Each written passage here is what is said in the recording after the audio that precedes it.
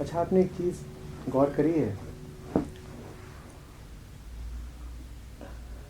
यूं ही कहीं रहो, घर में, बाजार में, बोलना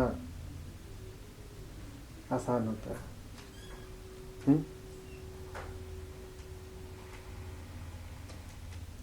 यहाँ आते हैं, शुरुआत में बोलना थोड़ा सा अटक जाता है, और फिर कुछ देर बाद, यहाँ आधे घंटे बाद, यहाँ भी बोलना आसान हो जाता है, भाव आ जाता है। बाजार में भी शब्द बोल रहे होते हैं, कुछ देर बाद यहाँ पर भी शब्द झरने लगेंगे। दो भाव दिख रहे हैं हमको, और बीच में एक ही अंतराल आता है अड़चन का।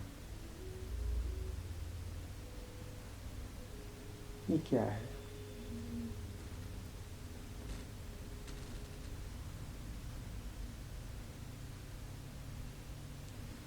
एक तो ये है कि शायद पहल कौन करे, और एक है जो ये सब बाजार में क्यों नहीं होता? पहल कौन करे, ये सब कुछ। और एक ये है कि यहाँ से यहाँ पहुँचने तक के रास्ते में दिमाग में सवालों की लड़ियाँ होती हैं, और यहाँ बैठते कागज़ है, पेन है, और मुझे लिखने का मन कर रहा है, मेरा दिमाग खाली हो चुका है, ब्लैंक हो गया, वो सारे सवाल याद ही नहीं आ रहे। और बहुत सारे सवाल होते हैं, उनको आप लिख लेते हैं। किसी को व्हाट्सएप करना है, किसी दुकानदार से दाम पूछने हैं, किसी और चीज़ के बारे में कुछ तहकीकात करनी है, आसानी से कर लेते हैं। मैंने कहा दो भाव हैं और बीच में अड़चन। दो भाव हैं, एक भाव है बाजार का, और एक भाव इस सत्र में भी आ जाता है, सत्र आरंभ होने के थोड़ी देर बाद। बीच में सब गटमट हो जाता है। ये क्या है? ये कौन से दो भाव हैं, और बीच में आने वाला वो रोड़ा कौन सा है? तो मेरे हिसाब से बाजार में एस्केप करना बहुत ईजी होता है। आप एक बाजार में कभी रुकने के लिए नहीं जाते, लेकिन यहाँ पे जितने सारे लोग हैं, they have perceptions about each other. They either are here to impress or will try to impress. So in a way, if they want to come back, and this question, even if they want to or does not want to, they do not know. So they do not want to challenge any speech that might trigger something that will not lead to something that they might or might not want. तो ये जो perception है, ये जो डर है, ये 15-20 minute बाद कहाँ चला जाता है? अभी हम लोग बात करने लगेंगे, 20 मिनट आप देखेंगे कि सब मज़े में बोल रहे हैं। बाजार में भी बहाव आ जाता है, कुछ देर बाद यहाँ भी बहाव आ जाता है, बीच में ठहराव रहता है, और ये ठहराव स्थिरता या शांति का नहीं है, ये कुछ और है। ये ऐसा है जैसे नदी का पानी बहने की जगह जम गया हो। कल मैं देख रहा था, उत्तर की बहुत सारी नदियों की भी यही दशा है, वो जम गई, बह ही नहीं रही। उसमें बड़ा मज़ेदार खेल हो रहा है। जो नदियाँ दक्षिण से उत्तर की तरफ बह रही हैं, वो अपने स्रोत के पास तो पानी है, पिघली हुई, क्योंकि दक्षिण की तरफ से आ रही हैं, जहाँ भी तापमान ऊंचा है। जब आगे की ओर बह रही हैं तो तापमान कम है, गिरा हुआ, तो वहाँ पर जम जा रही हैं। अब पीछे से तो पानी आ रहा है, स्रोत की तरफ से, पहाड़ की तरफ से तो पानी आ रहा है, और नदी जब तक एकदम उत्तर पहुँच रही है, साइबेरिया तक पहुँच रही है, तो वहाँ पर पानी जमा हुआ है। नतीजा जानते हैं क्या हो रहा है? वहाँ बड़े दलदल बन रहे हैं, क्योंकि स्रोत तो आतुर है कि बहाव हो, वो तो पानी भेज रहा है, आगे मामला जम गया है, बह नहीं पा रहा, तो पीछे का पानी आगे आता है और तमाम दलदल बन जा रहा है।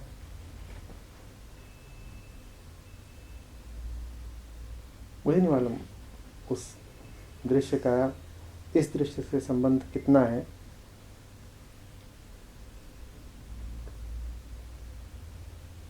कौन से भाव हैं ये? एक भाव बाजार में रहता है, एक भाव यहाँ भी आ ही जाता है, बीच में ये क्या आ जाता है?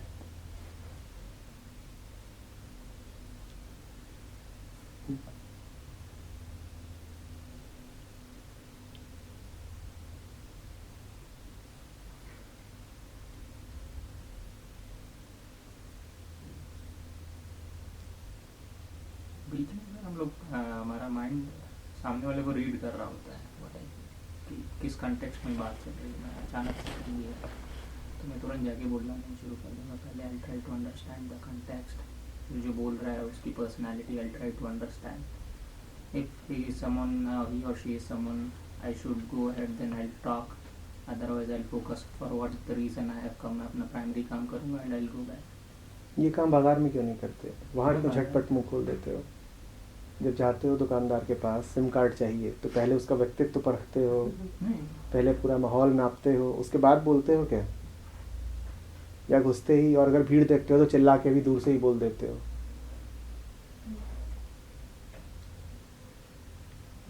बैठक के अंदर you do not understand the rules of engagement, लेकिन बाजार में बचपन से ज़्यादा आ रहा हूँ तो I understand the rules of engagement. बैठक भी ये कोई पहली नहीं है। क्या पहली है? बचपन से बीसियों बैठकें देखी होंगी। जो हमारा इनफॉर्मल बिहेवियर होता है वो रिएक्ट करने वाला होता है, तो वी रिएक्ट एज पर हमारी जैसे पैटर्न होते हैं उस हिसाब से हम रिएक्ट करते हैं। यहाँ पे एक हमारा पर्पस है कि हम पैटर्न को ब्रेक करें। यहाँ पे भी मतलब as and when opportunity is there to speak we will, but once we are in that kind of a flow with the environment तो चीज़ें अपने आप निकलेंगी। मुझे लगता है गिवन, जब कॉन्टेक्स्ट गिवन है तो उस पर ऑपरेट करना आसान होता है। कॉन्टेक्स्ट सेट करना जहाँ पर वर्ड्स अगले बंदे के साइलेंस को चेंज कर सकते हैं या तोड़ सकते हैं, जिम्मेदारी बढ़ जाती है बहुत हद तक। अच्छा, इसका ताल्लुक क्या सही में किसी दूसरे से है? कोई बात कर रहा है बैठक की कि जैसे यहाँ पर दूसरे बैठे हैं इसलिए असर पड़ रहा है। अभी भी तुमने बात करी कि तुम्हारे शब्दों का दूसरे के मौन पे क्या असर पड़ेगा। क्या वाकई बात दूसरे की है? मान लो कोई दूसरा ना होता, मात्र हम और तुम होते, तो क्या तुम्हें बोलने में ज़्यादा सुविधा होती? मैंने तो ऐसा नहीं देखा है। मैंने तो देखा है कि अगर अकेला बंदा भी सामने बैठा हो तो भी खामोशी कुछ ऐसी ही रहती है। बात क्या वाकई दूसरे की है? उस टाइम पे आपकी स्टेट ऑफ माइंड क्या है उस पर भी डिपेंड करता है। अगर प्रश्न बहुत आ रहे हैं या अंदर से कुछ आ रहा है कुछ जानने योग्य है, स्थिरता अस्थिर है अंदर से, तो एक भाव रहता है जब आप शॉपिंग मॉल में होते हो, एक भाव रहता है जब आप सड़क पर गपशप कर रहे होते हो, एक भाव अब यहाँ पर भी आ रहा है धीरे धीरे। एक ही है।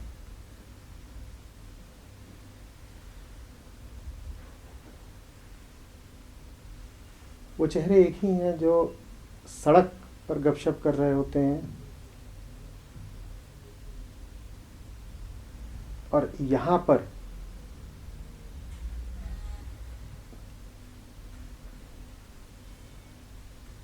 धाराबद्ध होके कुछ कह रहे होते हैं।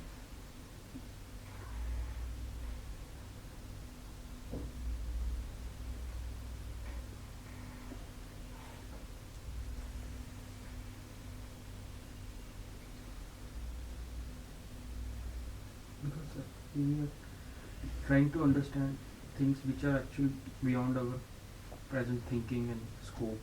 So we first want to understand and then speak. So that is before we, and we fear we should not speak something wrong. हाँ, वो ठीक है, मैं समझ रहा हूँ, पर कुछ ही देर में वो डर कि मैं कहीं कुछ गलत तो नहीं बोल रहा हूँ चला जाता है। और जब आप अपने आम जीवन में होते हो तब भी उस डर की कोई विशेष अनुभूति नहीं करते। मुझे नहीं लगता कि हम घरों में, दफ्तरों में, सड़कों में, बाजारों में डरे डरे घूमते हैं, ऐसा तो नहीं है ना।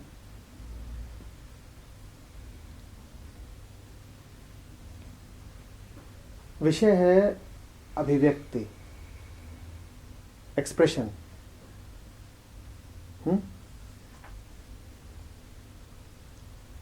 बोलना, जीना,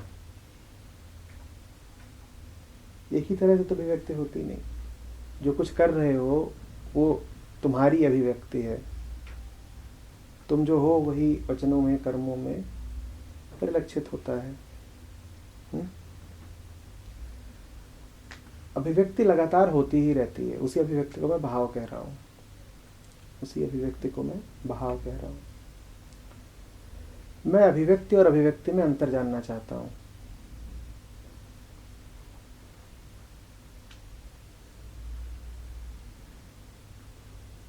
मैं जानना चाहता हूँ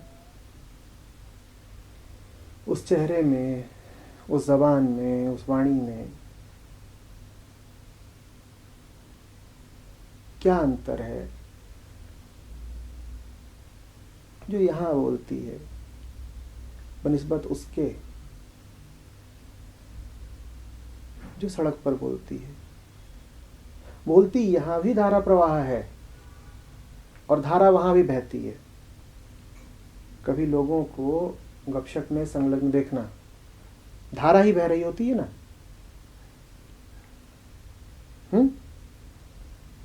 बिल्कुल अविरल धारा, 3 घंटे तक गॉसिप चल रही है। बहती है कि नहीं बहती है? और धारा यहाँ भी बहती है, अभिव्यक्ति यहाँ भी हो रही है, अभिव्यक्ति वहाँ भी हो रही है, जीवन यहाँ भी है, जीवन वहाँ भी है, वचन यहाँ भी है, शब्द वहाँ भी हैं। अंतर क्या है जीने और जीने में, कहने और कहने में अंतर क्या है? शायद होश और मौलिक होगा। स्रोत को पता होता कि स्रोत अपने आप में क्या है, और लेकिन और जो बाकी जो फ्लो है उसे नहीं पता कि मैं क्या हूँ, फ्लो क्या है। कौन अभी यहाँ बैठा सोच रहा है मैं क्या हूँ? मैं तो नहीं सोच रहा। ये पता होना क्या चीज़ है? तुम कह रहे हो कि कभी अभिव्यक्त होने में पता होता है कि मैं कौन हूँ, मैं क्या हूँ। ये सब ख्याल कौन करता है और क्यों करना है? तुमने अभी बोला तो इस बात का इंतजाम करके बोला कि तुम कौन हो। फिर सर, बाजार में हम जिनसे बात कर रहे हैं उनको हम ये मान के चलते हैं कि वो और हम एक ही तल पर हैं। यहाँ पर हम रेस्पेक्टफुल हैं, एक माहौल है, और हम वो तो आप बाजार में भी हो जाओगे। करते हैं। आपने देखा नहीं, आप ठेले वाले से और बड़ी दुकान वाले से अलग अलग तरीकों से बात करते हो। तो ऐसा कुछ नहीं है कि एक ही तल पर वहाँ आप सबको मान रहे हो। वहाँ पर भी आपने तलों का भेद तो रखा ही हुआ है।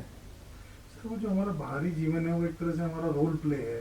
किसी पे भी हम कहीं पेरेंट्स हैं, कहीं पे हम सन डॉटर हैं, या फिर कहीं पे हम प्रोफेशनल हैं, तो उस कहीं पे हम पॉलिटिक्स डिस्कस कर रहे हैं, टीवी सीरियल डिस्कस कर रहे हैं, कुछ भी डिस्कस कर रहे हैं। यहाँ पे हम हमारा उद्देश्य थोड़ा अलग है।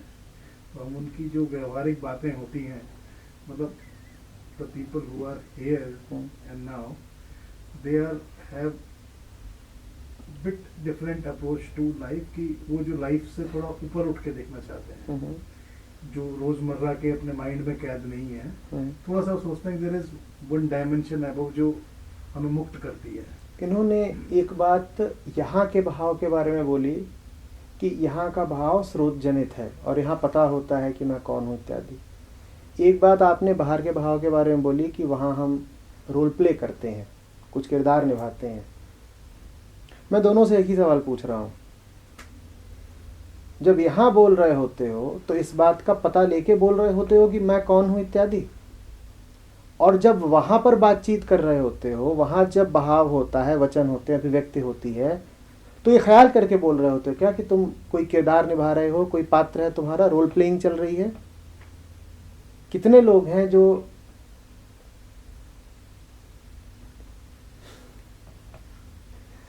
इस भावना के साथ बाहर बात करते हैं कि मेरा यहाँ पर किरदार क्या है? रहता है? कुछ पता रहता है, कोई होश, कोई ख्याल। इसी तरीके से यहां पर क्या तुम ये ख्याल करके बोलते हो कि मैं तो विशुद्ध आत्मन हूं जो बोल रहा है? बहाव है। बहाव का तो मतलब ही है कि रुकने सोचने का समय नहीं है, बस बह रहा है। सोचा तो जमा, बर्फ हो गए। बर्फ होने का तो समय ही नहीं है। बहाव का तो अर्थ ही है कि बस चल रहा है खेल। बाहर भी जो खेल चल रहा है उसमें क्या कुछ पता है आपको? और यहां पर भी थोड़ी देर में जब धारा बहने लगेगी, जैसी कि अब करीब करीब बहने ही लगी है, तो क्या कुछ पता करने का अवसर होता है? रुकते हो, सोचते हो। सोचते बाहर भी नहीं, सोचते यहां भी नहीं। धाराएं दोनों जगह हैं। धारा धारा में अंतर क्या है? कहने कहने में अंतर क्या है? यहाँ शांति आके शांत माहौल में जो धारा बहती है वो थोड़ी अलग होती है, मतलब अपने ओर आने वाली होती है, और वो उसका कुछ कोई अता पता नहीं। सर जो बाहर है वो हमारा मतलब जो रोल प्ले है, हम एक्ट कर रहे हैं कई किरदारों को लेकर। मतलब it can be acting also, it can be our duties towards particular job और पर्टिकुलर पर्सन, और because if you have elevated on the level of mind bit off, but other person is still on the ground, so you have to be at par to him to deal with the normal conversation. तो वहाँ पे act, चलिए सवाल को थोड़ा सा और सरल किए देते हैं। किसी भी पात्र में होते हो,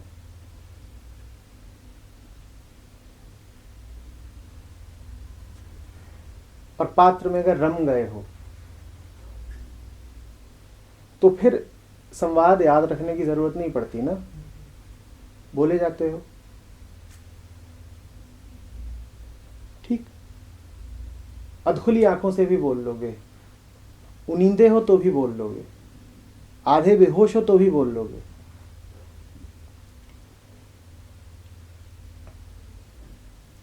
और जब गहरे बोध में होते हो, किसी से गहरी आत्मीयता में होते हो, या प्रेम का क्षण होता है, तब भी संवाद याद करने की जरूरत नहीं पड़ती, बोले जाते हो।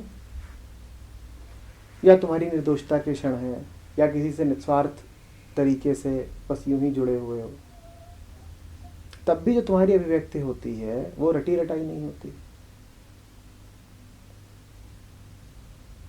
दोनों में ही स्मृति का कोई विशेष काम दिख नहीं रहा है। दोनों में अंतर क्या है? आप ये भी कह सकते हैं कोई अंतर नहीं है। आप ये भी कह सकते हैं कि एक दुकानदार जो धारा प्रवाह अपने माल की बोली लगा रहा है, और एक कबीर जो धारा प्रवाह रमैनी गा रहे हैं, एक ही हैं। आप कह सकते हैं, कहिए आप जो भी कहना चाहते हैं।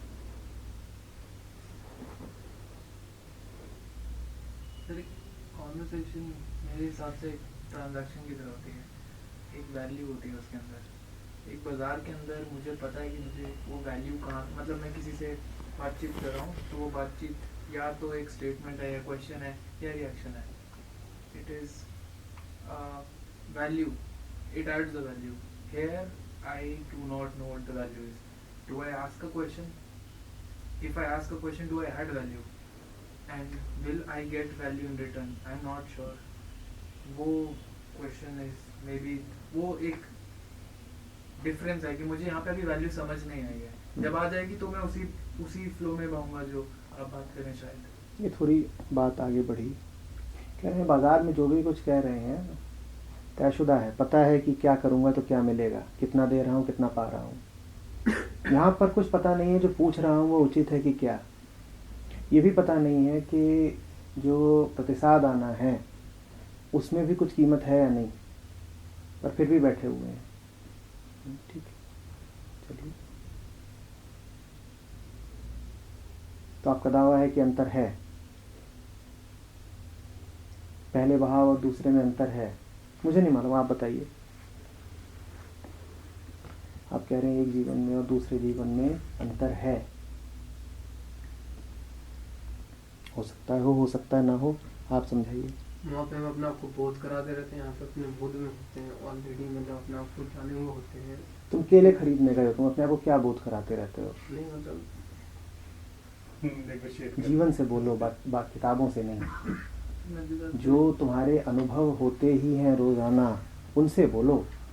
उनमें कोई शर्माने की बात नहीं है, वही तुम्हें सच्चाई दिखाएंगे। सर बाहर के उसमें हम अपना मतलब नेगोशिएट कर रहे होते हैं, प्रॉफिट लॉस, अपना अकाउंट साथ में टैली हो रहा होता है चीज़ों को लेके। हाँ। हम किसी को कन्विंस कर रहे होते हैं कि अगला हमें अपने आइडियाज बेच रहा होता है, सेल कर, we are selling, I mean ये कन्विंसिंग फॉर दैट मैटर। तो आदान प्रदान चल रहा है, तो एक नेगोशिएशन चल रही है ऑनगोइंग बाहर।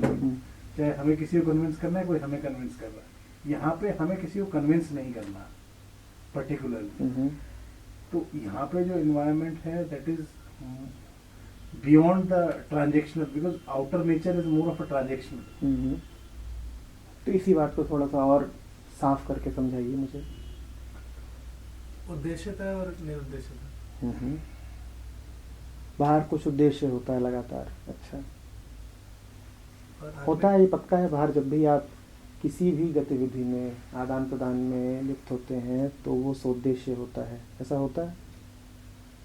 हमेशा तो नहीं। उद्देश्य तो यहाँ भी है सर। उद्देश्य देखिए कह रहे हैं यहाँ भी है उद्देश्य, लेकिन यहाँ वहाँ भी तो है। पक्का होता है। वहाँ पक्का होता है, यहाँ पर यहाँ पर तो ऐसा है ना कि समझ नहीं आ रहा अभी क्या करना है, क्या लेना है, क्या कुछ मिलेगा नहीं मिलेगा। पहले से बहुत कंफ्यूज भी होते हैं। जैसे मान लीजिए कि पहले सत्र में गए, कुछ सीख के, कुछ पकड़ के, और उसको जैसे अपने लाइफ में प्रयोग करने लगे तो पता लगा वो फेल हो गया। तो फिर आ रहे हैं सोच समझ के, चलो अब की बार हो सकता है कुछ सही मिले क्या।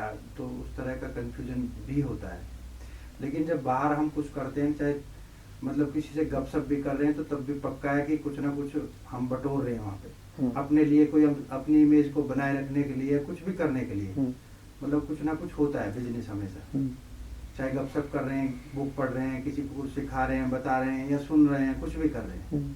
तो लेकिन यहाँ लगता है कि ऐसा कुछ दिखता नहीं जिसको पकड़ के और उसके सहारे से कुछ चीजें शुरू कर सके। तो हम क्यों आते हैं यहाँ? कोई उद्देश्य नहीं। आपने जो नहीं, ये महत्वपूर्ण है। थोड़ा सा एक सेकंड और ले।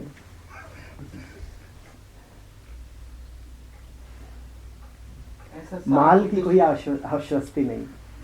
माल है भी कि नहीं ये भी पता नहीं। तो हम आते क्यों हैं, बैठते क्यों हैं? सवाल कीमती है, क्योंकि आए तो हैं, बैठे तो हैं।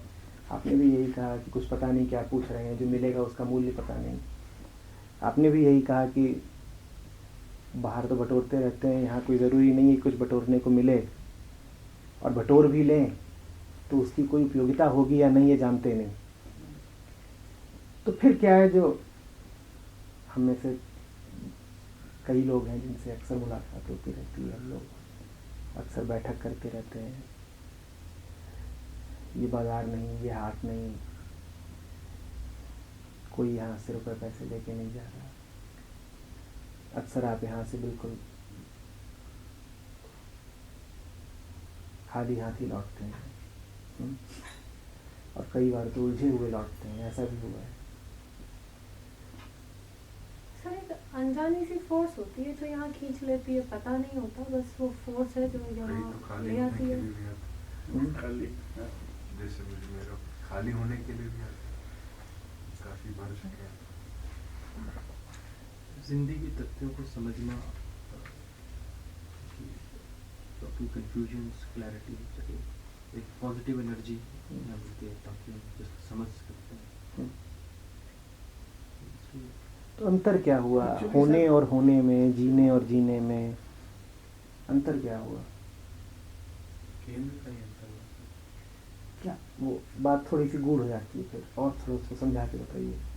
जैसे आपने कबीर का और व्यापारी का उदाहरण दिया, तो अगर रोल रिवर्सल कर दिया जाए तथाकथित तौर पे हाइपोथेटिकली, तो कबीर यदि व्यापार भी करेंगे तो उस धारा में जो गा रहे हैं और व्यापार कर रहे हैं शायद कोई अंतर नहीं होगा, और वही व्यापारी अगर कबीर के दोहे गा रहा होगा तो शायद अंतर नहीं होगा। तो किस केंद्र से वो धारा, तो केंद्र क्या चीज़ है, इसी चीज़ को समझना चाहता हूँ। केंद्र क्या है? अभी बात आई है कि दोनों भाव हैं, लेकिन दोनों भावों का केंद्र अलग अलग है। कोई गुणात्मक अंतर है दोनों में, ऊपर ऊपर से एक से लगते हैं, ऊपर ऊपर से ऐसे ही लगता है कि यहाँ भी कुछ बह रहा है और वहाँ भी कुछ बह रहा है, लेकिन फिर भी कोई अंतर है जो क्वालिटी का है। किसी गहरे गुण में अंतर है। वो क्या अंतर है? ये बेमतलब है, वो मतलब वाला है। इधर तेज होता है वहाँ उधर कम होता है। इधर तेज होता है वहाँ उधर कम होता है। यहाँ तेज होता है, इधर यहाँ पे जब आए तो यहाँ पे मतलब थोड़ा ज़्यादा तेज होता है, मतलब बहाव तो अपने बारे में और ज़्यादा। बहाव तो वहाँ भी कई बार बहुत तेज हो सकता है। तुमने कभी अपने आप को बहस में देखा है? तुमने कई बार अपने आप को गुस्से में देखा है या किसी भी और किस्म की उत्तेजना में देखा है? भाव में कितना जोर होता है, तुम्हें घसीट ले जाता है, इतना जोर होता है। तो भाव में तो वहाँ भी बल हो सकता है। गुरुजी, मुझे लगता है कि बाजार में जाने के पीछे जो प्रेरणा होती है वो बुद्धि से होती है। हाँ। और यहाँ आने की प्रेरणा मन से होती है। कहिए, बोलिए। ये कहने से ज़्यादा जानने देखने की बात है। मैं फिर कह रहा हूँ, इसमें तो आप अपने अनुभव को ही कसौटी बनाइए, क्योंकि ये दोनों भाव आपके अपने हैं, आपके हैं, मेरे हैं, हम सब उनका अनुभव करते ही रहते हैं। और ये दो तरह के भाव, दो तरह का जीवन है। मानते हो कि नहीं? तो मेरे तरफ से नहीं है, भाव ही है, बस एक टाइमलाइन का डिफरेंस है। वो भाव, वो जो रूल्स ऑफ एंगेजमेंट है, मैं वहाँ तक पहुँच चुका हूँ उस बाजार में। यहाँ पे भी वो आएगा, 6 महीने बाद आ जाएगा कि जब मैं आपके साथ उसी भाव में बात कर रहा हूँ। बिल्कुल वैसे जैसे बाजार में व्यापारी से बात करते हो वैसे ही बात बिल्कुल आ करोगे। जाएगा, पर पूछोगे कि कितने का माल दे रहे हो और उतने का नहीं दे रहे हो तो तुम्हारी दुकान से नहीं लेना। नहीं,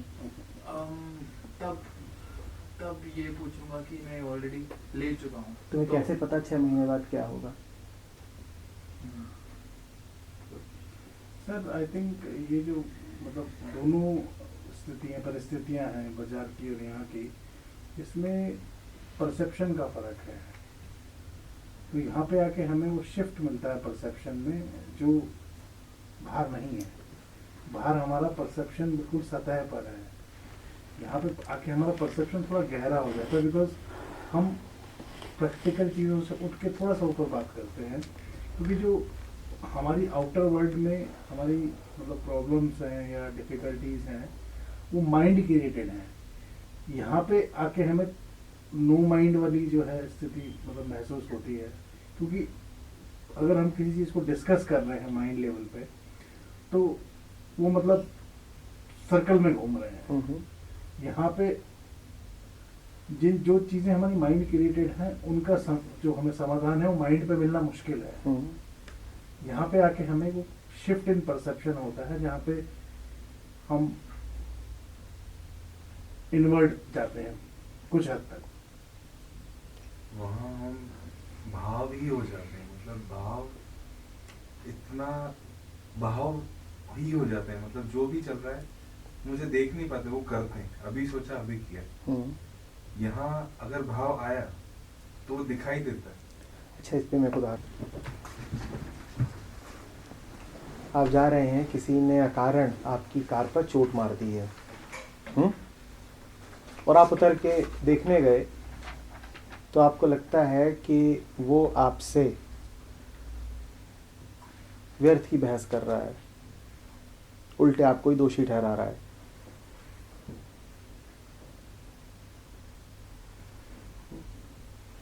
देखा है कितनी जोर से रोष चढ़ता है,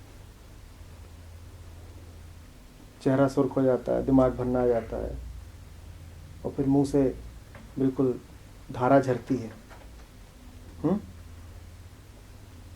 और एक दूसरी स्थिति भी होती है, उससे आप कभी गुजरे होंगे, कि दिल पिघल सा गया है, बैठे हैं किसी अपने के पास,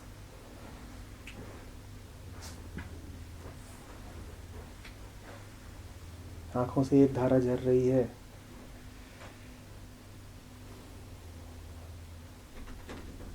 और जुबान से भी एक धारा झर रही है। कुछ दिखाई नहीं दे रहा, कुछ सुझाई नहीं दे रहा। शब्द क्या है पता नहीं, वो शब्द हैं भी कि नहीं ये भी नहीं पता, किसी व्याकरण से आ रहे हैं कि नहीं ये भी नहीं पता।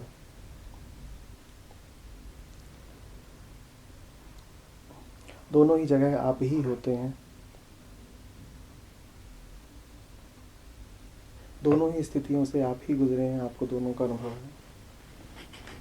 दोनों स्थितियों में मूलभूत अंतर क्या है? आपा पहले में भी खोया है, आपा दूसरे में भी खोया है।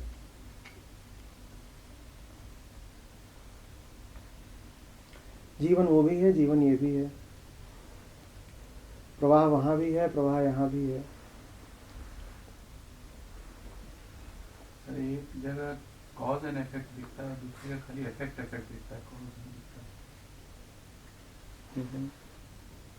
गुरुजी, इसमें मैं कहूँगा कि ये नदी के दो किनारे हैं, बीच में नदी का प्रवाह है। इधर विश्वास ये है कि ये मेरा अपना है, उधर विश्वास ये है कि मेरा ये अपना नहीं है। दोनों स्थितियों में डूबो, डूब के बताओ कि उनमें मूल अंतर क्या है।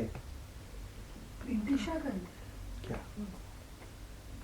अगर मैं गुस्से में हूँ, तैश में हूँ और कुछ हो गया है, मैं बहुत ही ज्यादा गुस्से में, तो उस समय ये मैटर नहीं कर रहा कि मुझे कैसा फील होगा। उस समय ये मैटर कर रहा है कि इस बंदे को मैं एक लेसन सिखा दूँ लाइफ टाइम। अनन्या, गौर करना जो तुमने कहा, जब तुम बहुत गुस्से में होते हो तो हुआ है कभी कि दूसरे को मारने में खुद को भी चोट पहुंचा ली? तो अपना ख्याल रखते हो क्या? तब भी आपा खो देते हो? नहीं खो, तभी तो मैं बोल रही हूँ फोकस। अगले मैं कोलेटरल डैमेज बन रहा हूँ, ये मैटर नहीं कर रहा उस समय पे।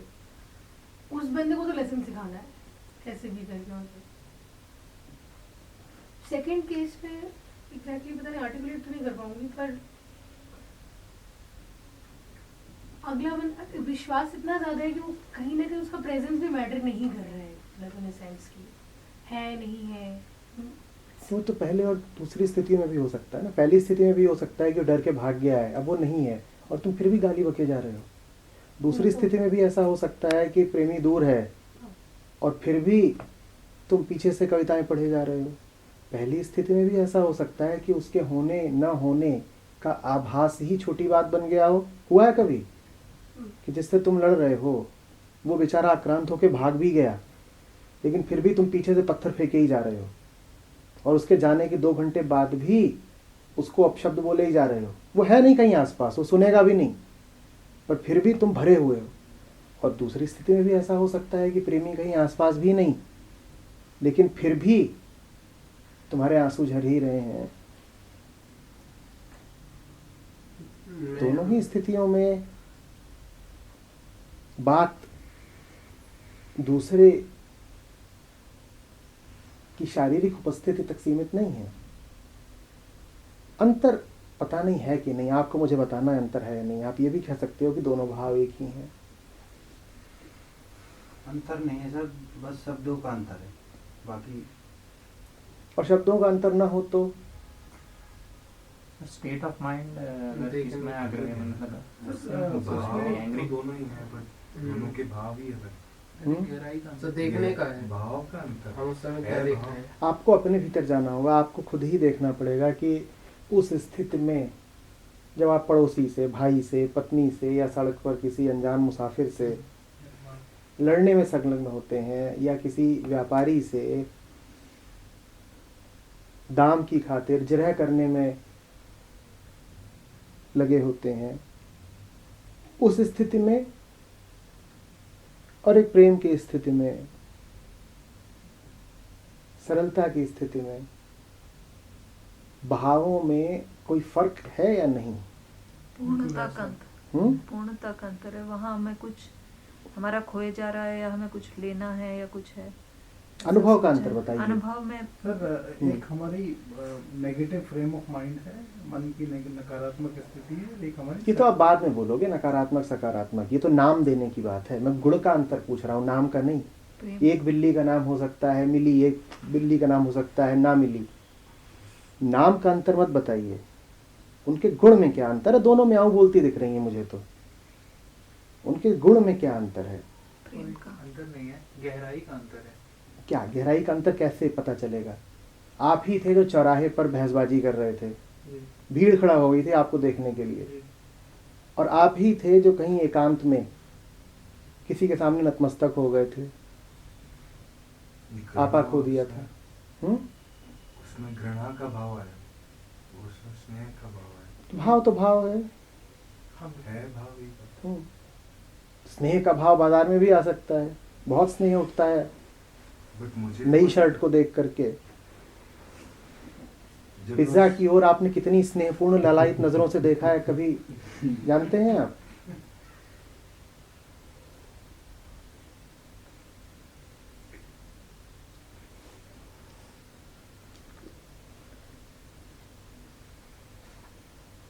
दोनों जीवन है। विशुद्ध प्रेम की स्थिति में पाने का लालच नहीं होता ज्यादा, पाने की उम्मीद भी कमी होती है।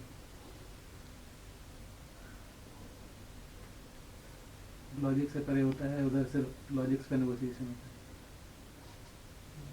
देखो, जब किसी से गाली गलौज कर रहे हो तो तब भी पाने का लालच तो बहुत पीछे छूट चुका होता है। वो बोल रहा है पुलिस बुला दूंगा, तुम कह रहे हो तो बुला दे, पाने का क्या लालच बचा है बताओ? इमेज का सर, जो अपना अहम है वो रह जाए, वो नहीं गिरना चाहिए। पहली वाली अहम में की भी हम- बलि लगाने को, चढ़ाने को खूब तैयार हो जाते हो। जब तुम्हारा स्वार्थ सामने होता है तो हम कहाँ छूट जाता है पीछे। फिर तो कहा जाता है कि लाइन में लग जाओ और तुम्हारा नंबर 25वां है, तब हमको जेब में डाल करके लग जाते हो लाइन में। कहीं पर स्वार्थ सिद्ध हो रहा हो बाजार में और कहा जाए कि चलो ये कतार है, कतार में 25वां नंबर है, लग जाओ, तो लग जाओगे कि नहीं? फिर हम कहाँ चला जाता है? फिर कहते हो क्या कि हम और पीछे लगें? इमोशनली अनस्टेबल रह जाते हैं, उसमें आप गुस्से की सिचुएशन को हैंडल नहीं कर पा रहे या सेपरेशन को हैंडल नहीं कर पा रहे, दोनों में एक रो रहे और मैं कर रहा हूँ। में केंद्र से आप नजदीक हो, एक में केंद्र से आप दूर हो। क्या चीज़ें आ गई केंद्र वगैरह। आप जब लड़ने जाते हो तो केंद्र 1 केंद्र 2 इत्यादि करते हो क्या? सर पहली वाली में हम कंक्लूड करना चाह रहे हैं, दूसरी वाली में हम कोई कंक्लूजन की तरफ ध्यान नहीं है, बस शुरू किया और छोड़ दिया। किताब कागज नीचे रख के बात करिए, बहुत कागजी है बात। अभी मुझसे एक एक्शन जो वहाँ पे और यहाँ पे अलग है, वो ड्रिवन होता है हमारे प्रीवियस एनकाउंटर विद लाइफ से। मतलब अगर मैंने किसी को जिंदगी में लड़ते हुए देखा है तो मेरी, अरे देयर इज आल्सो दिस, एक मेरे दिमाग में एक आइडिया ऑफ मी है, वो आइडिया ऑफ मी मुझे ड्राइव करता है एक एक्शन के लिए जो मेरे पिछले एनकाउंटर्स पे ड्रिवन होता है। तो मतलब जो वो मुझसे करवाना चाहता है वो चीज़, वो उस पर डेरिवेटिव होती है कि जो मैं ऑलरेडी देख या समझ चुका हूँ। तो वही डिफरेंस एक मतलब वो यहाँ पे अगर मैं हूँ तो वो बंदा क्या करेगा जो मैं सोचता हूँ कि मैं हूँ, वो एक डिफरेंस है। वो स्टेज का डिफरेंस है मेरे हिसाब से, एक कि वो दोनों के बीच में क्या गैप है। वो बहाव सेम ही है, there is no difference according to me, both are the same thing. It's just the difference between have I reached there, maybe I've reached, that person has reached, here he is not reached where? according to that guy who in कहाँ? wherever he wanted to। इतना सब सोचते हो? हाँ शायद। अभी अभी गाड़ी पे ठोकर लगी है धड़ाम, where have I reached, where did I want to reach, ये सब सोच के दरवाजा खोलोगे और फड़फड़ाते हुए नीचे उतरोगे। सर आपकी इतनी बड़ी दाढ़ी है शायद इसलिए आपके सामने नहीं बोल सकते, पता नहीं लपड़ मार दें क्या। बाजार में भी मिलते हैं, बहुत भिखारी घूम रहे होते हैं लंबी दाढ़ियों वाले, वो आते हैं तुम्हारे पास, बाबा 2 रुपया, उनको तो भगा देते हो, नहीं डरते। और उनको भगाते भी ठीक उसी बहाव के साथ हो, बिल्कुल ऐसे हाथ बहते हुए जाता है, चलो हटो आगे बढ़ो काम देखो। एक चीज ये दिख रही है कि उस वाले भाव में एक उत्तेजना है, एक अशांति है, इस भाव में एक शांति है। अब ये नहीं दिख पा रहा है कि क्या एक में भाव बाहर की तरफ है, एक में अंदर की तरफ है, ये दिख नहीं रही है, नहीं समझ में आ रहा है। बात सुनने में अच्छी लग रही है, मन सा कर रहा है कि स्वीकार भी कर लूं, नहीं लेकिन पर फिर मुझे रूमी याद आते हैं। रूमी बाजार में नाच रहे हैं, कपड़ों का होश नहीं, कहाँ जाके भिड़ रहे हैं ये होश नहीं, हाथ पांव कट रहे हैं, छिल रहे हैं ये होश नहीं, कौन क्या कह रहा है ये पता नहीं, आंखें लाल हो गई हैं जैसे भूत चढ़ाया हो, गिर रहे हैं, पड़ रहे हैं। उन्हें उत्तेजना नहीं है क्या? कौन कहेगा उन्हें शांत? खुद रूमी भी नहीं कहेंगे कि मैं शांत हूं। नाचते नाचते बेहोश होकर गिर पड़ते हैं, इसे शांति कहेंगे? उत्तेजित नहीं है वो। उत्तेजना तो गुस्से में भी है और उत्तेजना तो रूमी के सरे बाजार नाचने में भी है। उत्तेजना का भी फर्क नहीं है।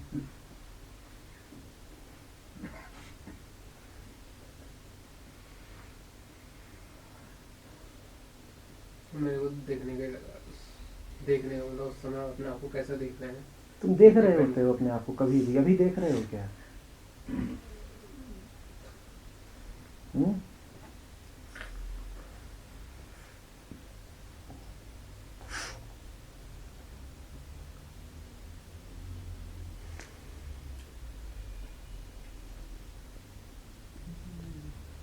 कह रहे थे सर, मतलब पहले वाली स्थिति में हमारी सेल्फ इमेज थोड़ा थ्रेटन होती है तो फिर हम रिएक्शन उसमें आ जाता है। दूसरे में थोड़ा समर्पण वाला भाव है जहाँ पे हम समर्पित हो जाते हैं। समर्पित तो आप पहली स्थिति में भी हो सकते हो। कोई आपको बहुत बड़ा स्वार्थ दिखाए, आप तन मन धन सर्वांग समर्पित हो जाओगे। होते हो कि नहीं होते? देखा है कि नहीं? हो सकता है आप ना हुए हो, पर देखा तो होगा ही, किससे तो सुने ही होंगे। समर्पण कौन सी बड़ी बात है? बाजार के लिए तो समर्पण का दूसरा नाम है बिकना। समर्पण माने बिक जाओ, समर्पित हो गए।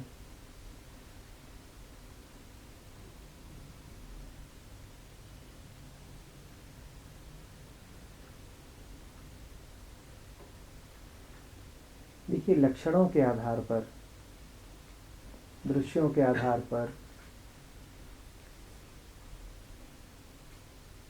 पकड़ पाना बहुत मुश्किल होगा कि पहले और दूसरे तरह के जीवन में क्या अंतर है।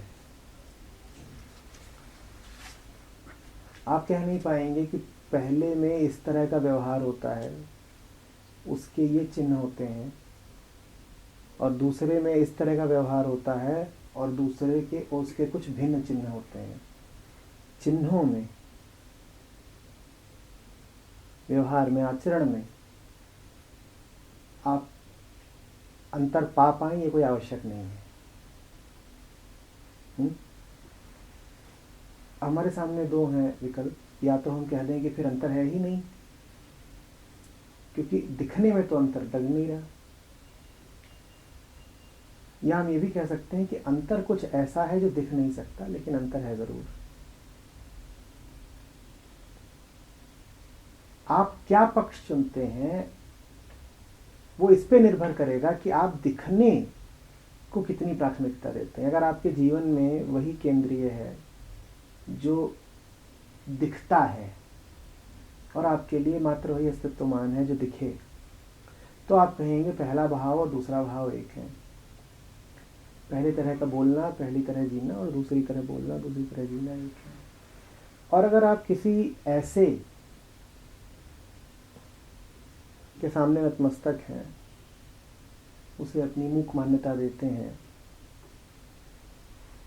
जो दिख तो नहीं सकता पर है जरूर, तो फिर आप कहेंगे कि दोनों में अंतर दिखता भले ना हो पर है, और दिखने के तल पर अंतर खोजना ही व्यर्थ है, क्योंकि जो भी अंतर आप खोजोगे आप पाओगे कि वो अंतर कोई सही अंतर नहीं है। आप कहोगे शांति का अंतर है, आपको पता चलेगा कि अशांति यहाँ भी हो सकती है और वहाँ भी दिख सकती है।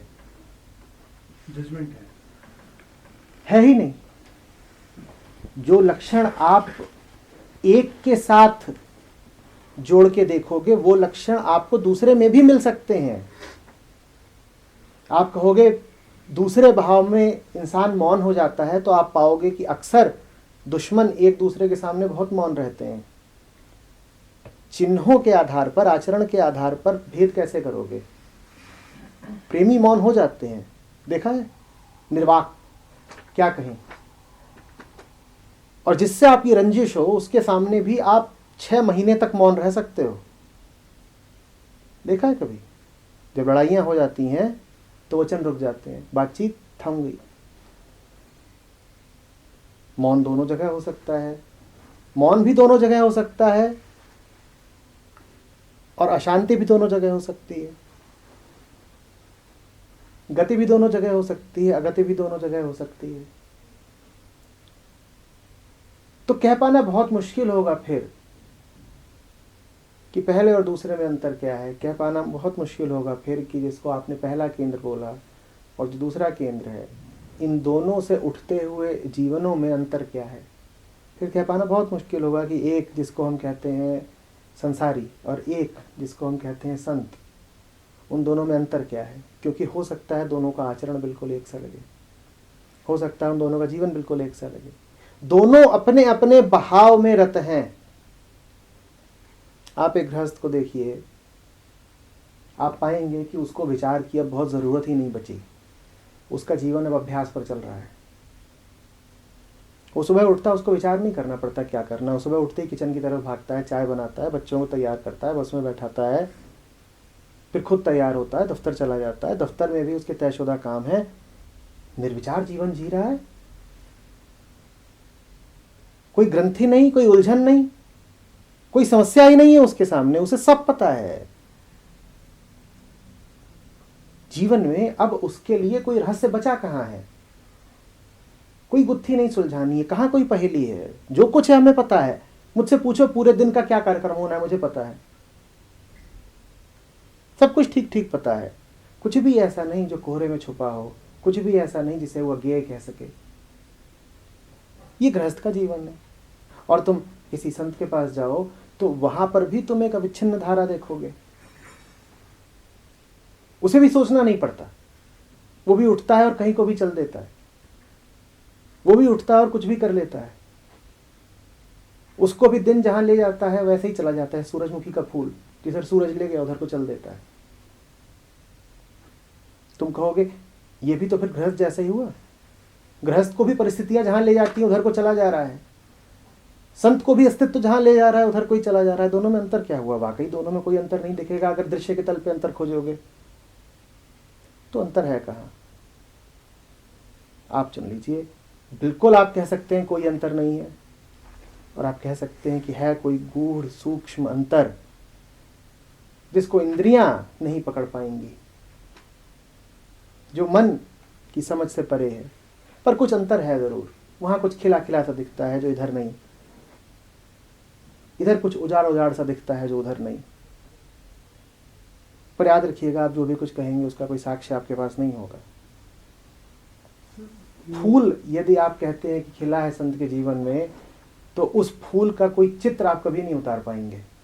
आप कभी प्रमाणित नहीं कर पाएंगे कि वास्तव में संत के जीवन में कोई फूल है।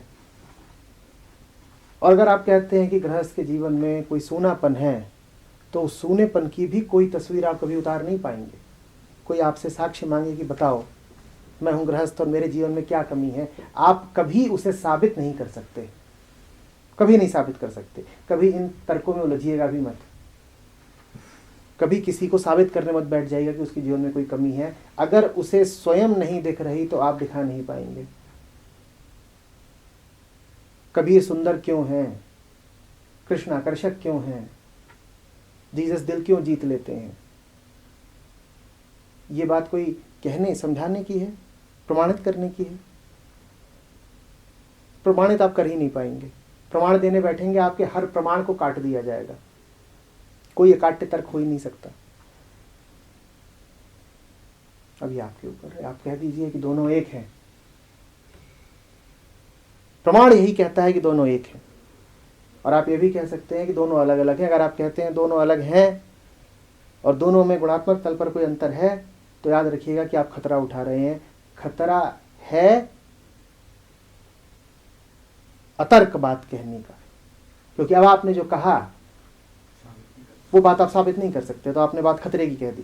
कोई आपसे कहेगा कह तो रहे हो, अब साबित करके दिखाओ, आप कर नहीं पाएंगे। आप खतरा उठाना चाहते हो तो कह दीजिए कि अंतर है। आप साक्ष्यों पर चलना चाहते हो तो कह दीजिए अंतर नहीं है, आपके ऊपर है। याद रखिएगा, आप जो भी उत्तर देंगे वो ये निर्धारित कर देगा कि आप किस तरह का जीवन जीना चाहते हैं, इस तल का या उस तल का। आपका उत्तर ही आपका जीवन बनेगा। तो उत्तर जरा केंद्रित होकर दीजिएगा।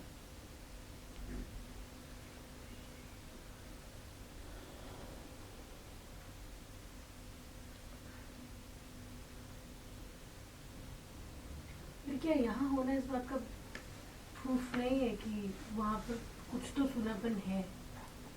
और वहां होना किस बात का प्रूफ है फिर कि यहाँ कुछ सुनापन है? अभी यहाँ बैठी हो, यहाँ से उठ के वहां पहुंच जाओगी तो उससे तो जो तुमसे बहस करना चाहे वो तुरंत तर्क दे देगा ना कि वहां अगर इतने ही बाग लहलहा हो रहे होते तो अनन्या तू लौट के क्यों आती?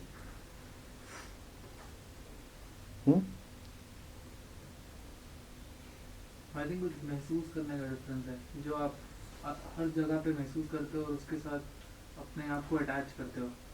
उस महसूसियत जो आप मेजर नहीं कर सकते और प्रमाणित नहीं कर सकते कि मैं क्यों अटैच हो गया उससे, बट उस महसूसियत की वजह से आप कहीं पे होते और कहीं पे नहीं होते। बेटा वो तो तुम ये भी नहीं बता सकते ना कि तुम्हारी जिंदगी में जो लोग हैं तुम उनसे क्यों अटैच हो गए। कोई लड़की है तुम्हारे जीवन में, तुम्हें ठीक ठीक पता है तुम उससे क्यों संपर्क हो, तुम्हारा मोह क्यों लगा है उससे,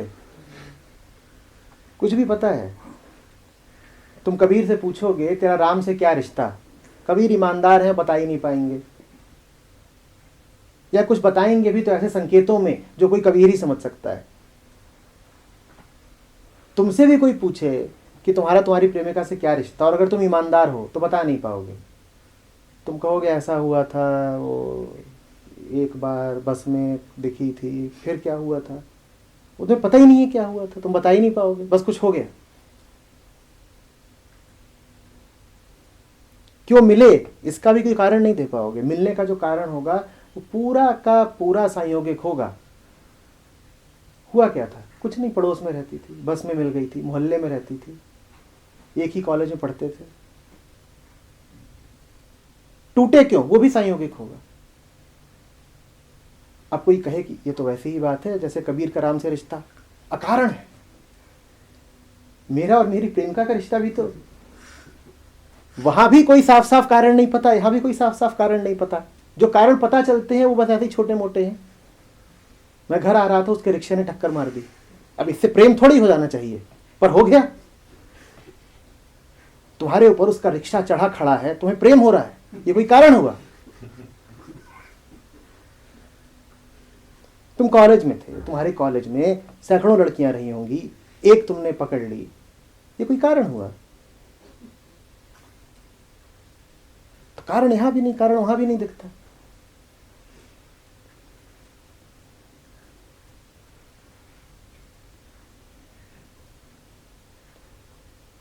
खोजिए खोजिए, अंतर खोज के निकालिए। बहुत स्पष्ट तो नहीं समझ में आ रहा, पर एक चीज़ ये दिख रही है, ये लग रहा है कि जो अभी हम चर्चा भी कर रहे हैं, जैसे कारण भी अगर खोज रहे हैं, तो अगर क्या हम पहले बहाव में हैं तो ये चर्चा भी कर पाएंगे क्या, या इतना भी समय मिल पाएगा क्या कि ये? पता नहीं, पर जो पहले भाव में होता है उसको क्या पता कि पहला भाव है कि दूसरा भाव है। वैसे जो दूसरे भाव में होता है उसे भी क्या पता कि दूसरा है कि पहला है। मौलिक फर्क तो है, बहुत फर्क है। पक्का है, एकदम लग रहा है। पहले वाले में रेस्टलेसनेस है, आपको एंजाइटी है, स्ट्रेस है, सारे। विरह के गीत सुने हैं, उसमें कितनी रेस्टलेसनेस है। कभी दयाबाई को सुनिए, कभी मीरा को सुनिए, जितनी बेचैनी उन्हें है उतनी किसी पत्नी को क्या होगी हीरो का हार पाने के लिए?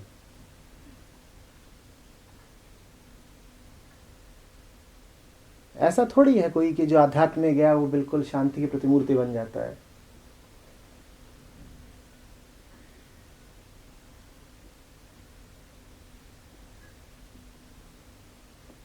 बेचैनी तो उधर भी है। मैं आपसे पूछ रहा हूं, बेचैनी और बेचैनी में गुणवत्ता का कोई फर्क होता है या नहीं होता?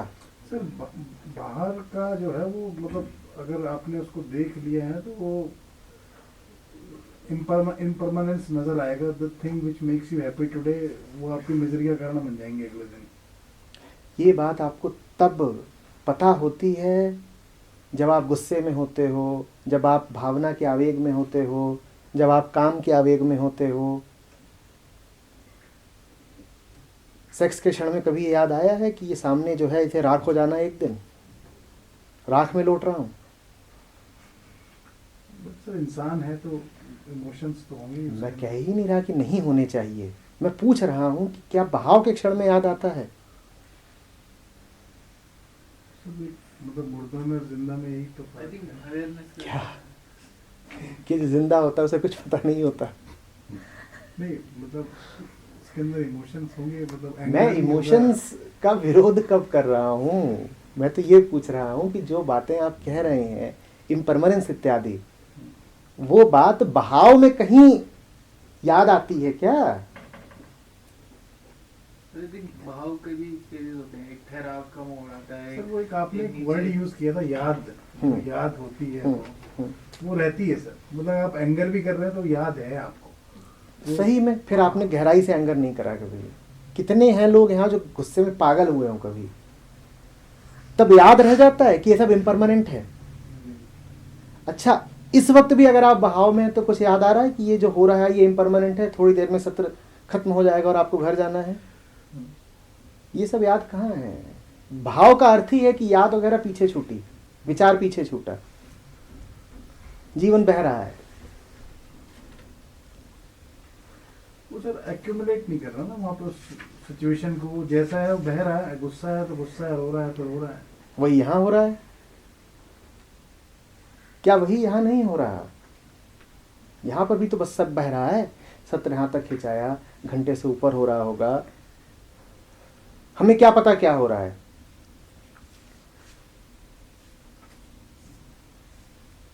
पहले से यहाँ क्या होना है इसका कोई खाका हमारे पास तैयार नहीं था।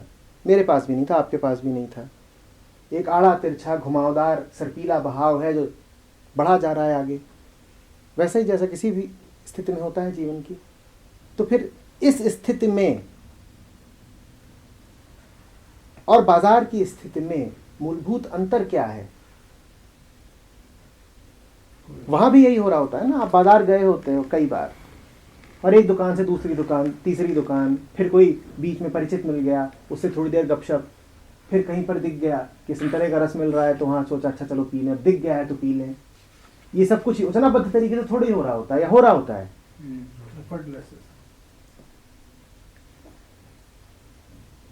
फिर धूप लगती है तो आप कहते हो अरे यहाँ पे नहीं पियेंगे, वहाँ चलते हैं, वहाँ अंदर बैठ के पी लेंगे।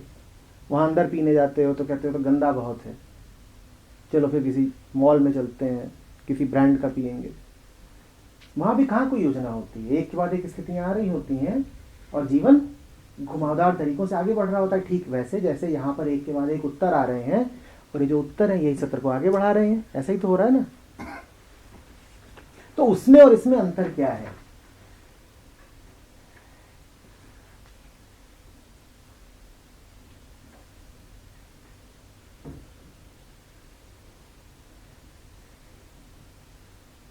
मुझे तो वही बार बार सोच रहा है कि इसमें हम कुछ करना चाह रहे हैं, कुछ निष्कर्ष या कुछ कंक्लूजन के लिए तत्पर है, और इसमें कंटिन्यूएशन है बस। और अभी जो आपने वक्तव्य दिया, क्या वो एक निष्कर्ष नहीं है? आपने कहा यहाँ हम कोई निष्कर्ष नहीं निकाल रहे, बहुत अच्छा निष्कर्ष निकाला आपने। Sir state of not knowing है sir. which you know of, a state of not knowing that I know of. Sir हर कोई अपने जगह सही बोल रहा है इस पर। आई थिंक आप तर्कों में उलझा रहे हैं, तर्क कहाँ से दे रहे हैं? mindfulness or nothingness में मैं उलझा रहा हूँ, आप उलझने से इनकार भी तो नहीं कर रहे। फिर से बोलना पड़ेगा क्या? लेकिन कुछ सही गलत नहीं है।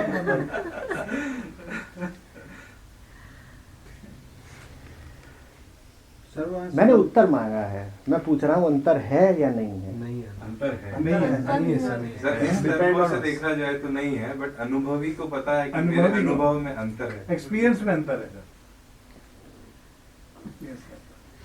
तर्कों से अंतर नहीं है, चिन्हों से, जैसा आपने बताया, चिन्ह तो नहीं बताएंगे, गुणात्मक है सर, लेकिन वो तर्क नहीं हो पा रहा है, अंतर तो है।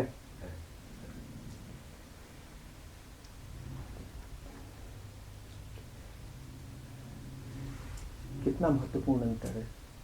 बहुत अंतर तो है, बहुत वही महत्वपूर्ण है सर, वही महत्वपूर्ण। इतना बड़ा अंतर कि हम चाहें कि जीवन भर उस धारा में, जैसे आपने कहा प्रेम, और एक ठोकर मार के मैं गुस्से में हूँ, तो मैं स्नेह में अगर इतना गहरा उतरा प्रेम में, तो मैं जीवन भर उस स्टेट में रहना चाहूँ। इतना अंतर कि जो एटर्निटी तक फॉलो करे मुझे, इतना ज़्यादा प्रभाव है, भावी, बट ऐसा प्रभाव जो मैं चाहता हूँ एटर्निटी तक रहे। और इतना तो अंतर है सर, अनुभवी को तो पता है अंतर, चिन्हों से ना दिख, आप ही ने कहा चिन्हों से तो नहीं। ये अनुभव किसके हैं? अनुभव हमने खुद ही के लिए डिफाइन किए हैं, तो ये हर किसी के अलग हो सकते हैं। बस अपनी बात कहिए, अपनी बात कहिए। सर अनुभव में हम सबकी अपनी अलग अलग दुनिया है हमारे मन में, तो वो दुनिया मतलब उसमें आप कैसा फील कर रहे हो? मैं आपसे कह रहा हूँ, आप अपनी ही दुनिया में जा करके बताइए। हमारी दुनिया में कोई अंतर है? पहले तो मानते थे, लेकिन अब जब आपने थोड़ा सा बताया तो मुझे तो लगते हैं कि दोनों ही बराबर है। वो गुस्से वाली स्थिति, या हमारा संत बनना, या फिर जो है प्रेमी बनना, वो जो है दूसरा मतलब ग्रस्त बनना। हमारा ग्रस्त बनना भी, मेरा मैं अपना कहूँ तो मेरा ग्रस्त बनना भी लगभग ऐसा ही है, और मेरा संत बनना भी ऐसा ही है। It's about go with the flow of the life. जहाँ ले जाए वहाँ जाओ। आप ट्राई कर सकते हैं चीज़ों के साथ, लेकिन फ्लो में ही जाओगे आप। मैं सवाल पूछना चाहता हूँ, जिसे हम फ्लो ऑफ लाइफ कहते हैं, और ये काफ़ी प्रचलित मुहावरा है, द फ्लो ऑफ लाइफ। ये फ्लो एक है या दो? एक ही है सर। जिसको आप कहते हैं कि I am going with the flow, खूब सुना होगा ना आपने। कोई आपको सलाह भी देगा, आप उदास बैठे हो, कोई हितैषी आ गया, वो बोलेगा अरे क्या हुआ, आप कहेंगे ऐसा ऐसा है, don't ponder so much, just go with the flow. ये फ्लो क्या चीज़ है? ये एक ही फ्लो है या दो हैं? चौराहे वाला फ्लो और रमैनी वाला फ्लो एक ही है या दो हैं?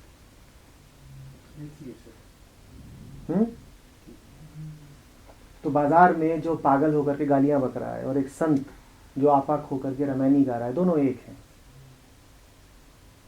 एनर्जी है दोनों ही, एनर्जी दोनों है, फ्लो है दोनों, बिल्कुल बिल्कुल। बट एक नेगेटिव है, एक थोड़ा पॉजिटिव है, क्योंकि देखने वाला उसको ऐसे डिफाइन कर रहा है। हो सकता है वो गुस्सा, हो सकता है कुछ डेफिनेट रीजन ही ऐसा हो कितना गुस्सा हो रहा हो, एंगर आ गया हो, बट हम एज अ ग्रुप हम लोग देखेंगे कारण हमेशा है, कारण हमेशा है, उसके बाद कारण है। कारण तो हर गुस्से के पीछे होता है, उसके किसी ने पैसे चुरा लिए हैं, या उसका दिमाग खराब हो गया है, मस्तिष्क में कोई कीड़ा लग गया है, कारण कुछ भी हो सकता है, तो कारण है। मैं आपसे जानना चाहता हूँ, चौराहे पर एक आदमी खड़ा होकर आसमान को गालियां बक रहा है, और एक संत सुबह सुबह मौन में बैठा है, भाव एक ही है या दो हैं? एक सर, एक स्लीप है, एक अवेक।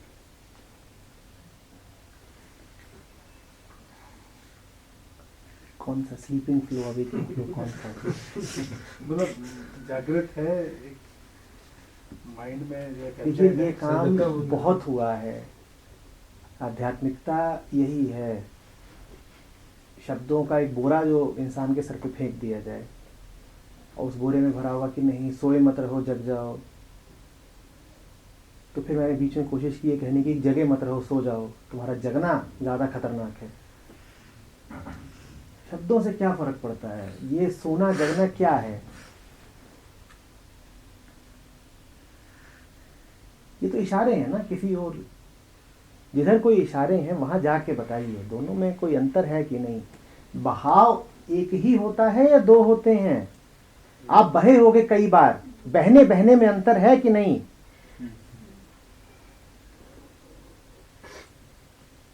और एक मध्य की अवस्था भी होती है जहां आप बह नहीं रहे होते, जहां जम गए होते हो। उसकी बात बाद में करेंगे, पहले तो बहने और बहने का अंतर बताइए। नहीं बहने कोई में आप चाहे एंगर में बहें या किसी पॉजिटिव या नेगेटिव फीलिंग में। कोई ऐसा बहना भी हो सकता है जो न पॉजिटिव हो न नेगेटिव हो। साक्षी भाव। कोई पागल हो करके गोली चलाई जा रहा है एक दल की ओर से, जिन पर गोलियां चला रहा है वो कहेंगे बड़ा नेगेटिव काम कर रहा है, और जिनकी तरफ से गोलियां चला रहा है वो कहेंगे। तो पॉजिटिव नेगेटिव हटाइए, आपको क्या पता पॉजिटिव है नेगेटिव, वो तो इस पे निर्भर करता है कि आप उधर खड़े हैं कि इधर, आप नली के किस तरफ खड़े हैं ये निर्धारित करेगा कि गोली सकारात्मक है कि नकारात्मक। पॉजिटिव नेगेटिव हटाइए। संत जब उठता है और उसके मुंह से बोल फूटते हैं तो वो सकारात्मक होते हैं कि नकारात्मक होते हैं? वो तो सुनने वाला जज करता है, संत पहले करते सर ये हैं। मतलब जो माइंड लेवल कोई आता है आपके घर और चोरी की आहट होती है, आपको लगा है कि शायद किसी ने दीवार फांदी अभी अभी, और अब डंडा लेके या बंदूक निकाल के उसकी ओर भागते हैं या तुरंत पुलिस का नंबर डायल करने लग जाते हैं। ये भी यकायक ही हो रहा है ना, अनायास। और एक जैन फकीर के घर कोई घुसता है और ज्यादा कुछ है नहीं, कुछ बर्तन है कुछ कपड़े हैं, वो उठा लेता है और जब बाहर जाने लगता है तो फकीर पीछे से प्रार्थना करता है कि टूटी हुई छत में से जो मुझे चांद दिख रहा है, काश कि ये चांद भी मैं इस चोर को दे पाता। इन दोनों घटनाओं में कोई अंतर है या नहीं? डिटैचमेंट, और दोनों ही घटनाएं सोच सोच के नहीं की जा रही हैं। जब कोई आपको थप्पड़ मारता है और प्रतिवाद में आपका हाथ भी उठ जाता है उसके ऊपर, तो आपको सोचना तो नहीं पड़ता। और जब आप किसी चोर के लिए प्रार्थना करते हैं कि ये क्या दो चार टूटे फूटे बर्तन लेके गया, वो जो चांद दिख रहा है मुझे टूटे हुए खप्पर से, काश वो भी मैं इसको दे पाता। तो ये भी आपने कोई योजना बना के तो प्रार्थना नहीं करी है। इन दोनों प्रतिक्रियाओं में, अगर दोनों को प्रतिक्रिया कहा जा सके, इन दोनों प्रतिक्रियाओं में कोई अंतर है या नहीं? या ये कहोगे कि एक सकारात्मक काम हो रहा है एक नकारात्मक काम हो रहा है? सर जो जैन फकीर वाले में वो डिटैचमेंट वाली स्थिति में उसको अच्छे और बुरे का फर्क नहीं पड़ता है, वो उससे ऊपर उठ चुका है। नहीं देखिए, मत बताइए मुझे कि कैसे परिभाषित करेंगे उस अंतर को। आप उस अंतर के समीप जाइए और फिर कहिए आपको जो भी कुछ कहना है। आप स्वयं वो अंतर हो जाइए, आप उस अंतर के निर्णेता मत बनिए। दूर से देख के कुछ नहीं बता पाएंगे। अधिक अनुभव का अंतर है कि एक फकीर की परवरिश और उसके आगे के रास्ते का, और एक मेरे घर पे, और जो वाल्मीकि है जिसकी परवरिश एक तरीके की हुई थी, फिर कोई अनुभव होता आता है, फिर आगे के उसके सारे अनुभव चोरी चकारी राजनी और हत्या के हैं, उससे रामायण कैसे फूट जाती है अगर परवरिश से ही होना है तो? सर एक स्टेट जो फकीर की स्टेट है वो उसके नेचुरल साइलेंट स्टेट से आ रही है, और दूसरी जो है उसके पास्ट इम्प्रेशंस में से आ रही है। दोनों जहां से भी आ रही हो, तो दोनों में अंतर कितना बड़ा है?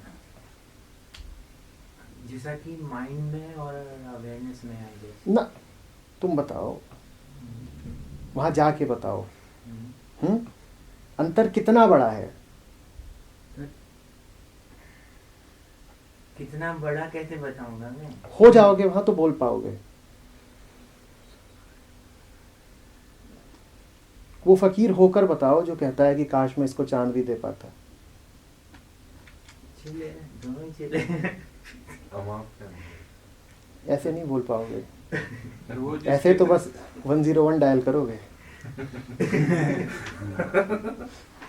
वो जिस केंद्र पे वो जो भी करेंगे सही ही करेंगे। वो जिस केंद्र पे हैं, वो जो भी करेंगे, दुनिया उसको कुछ भी करे, वो सही ही होगा। वो व्यवहार में, वो दिखने में, वो सही गलत, लोग उसका कुछ भी इंटरप्रिटेशन करें, वो जो करेंगे वो सही ही होगा, वो अस्तित्वगत ही होगा। तो वो क्या चीज है? मेरी परछाई का अंदर है। वो क्या है? तुम्हारी परछाई या तुम्हारा? मतलब the reflection that I want. तुम्हारा परछाई तो, तुम्हारी परछाई तो वैसी ही होगी जैसे तुम हो।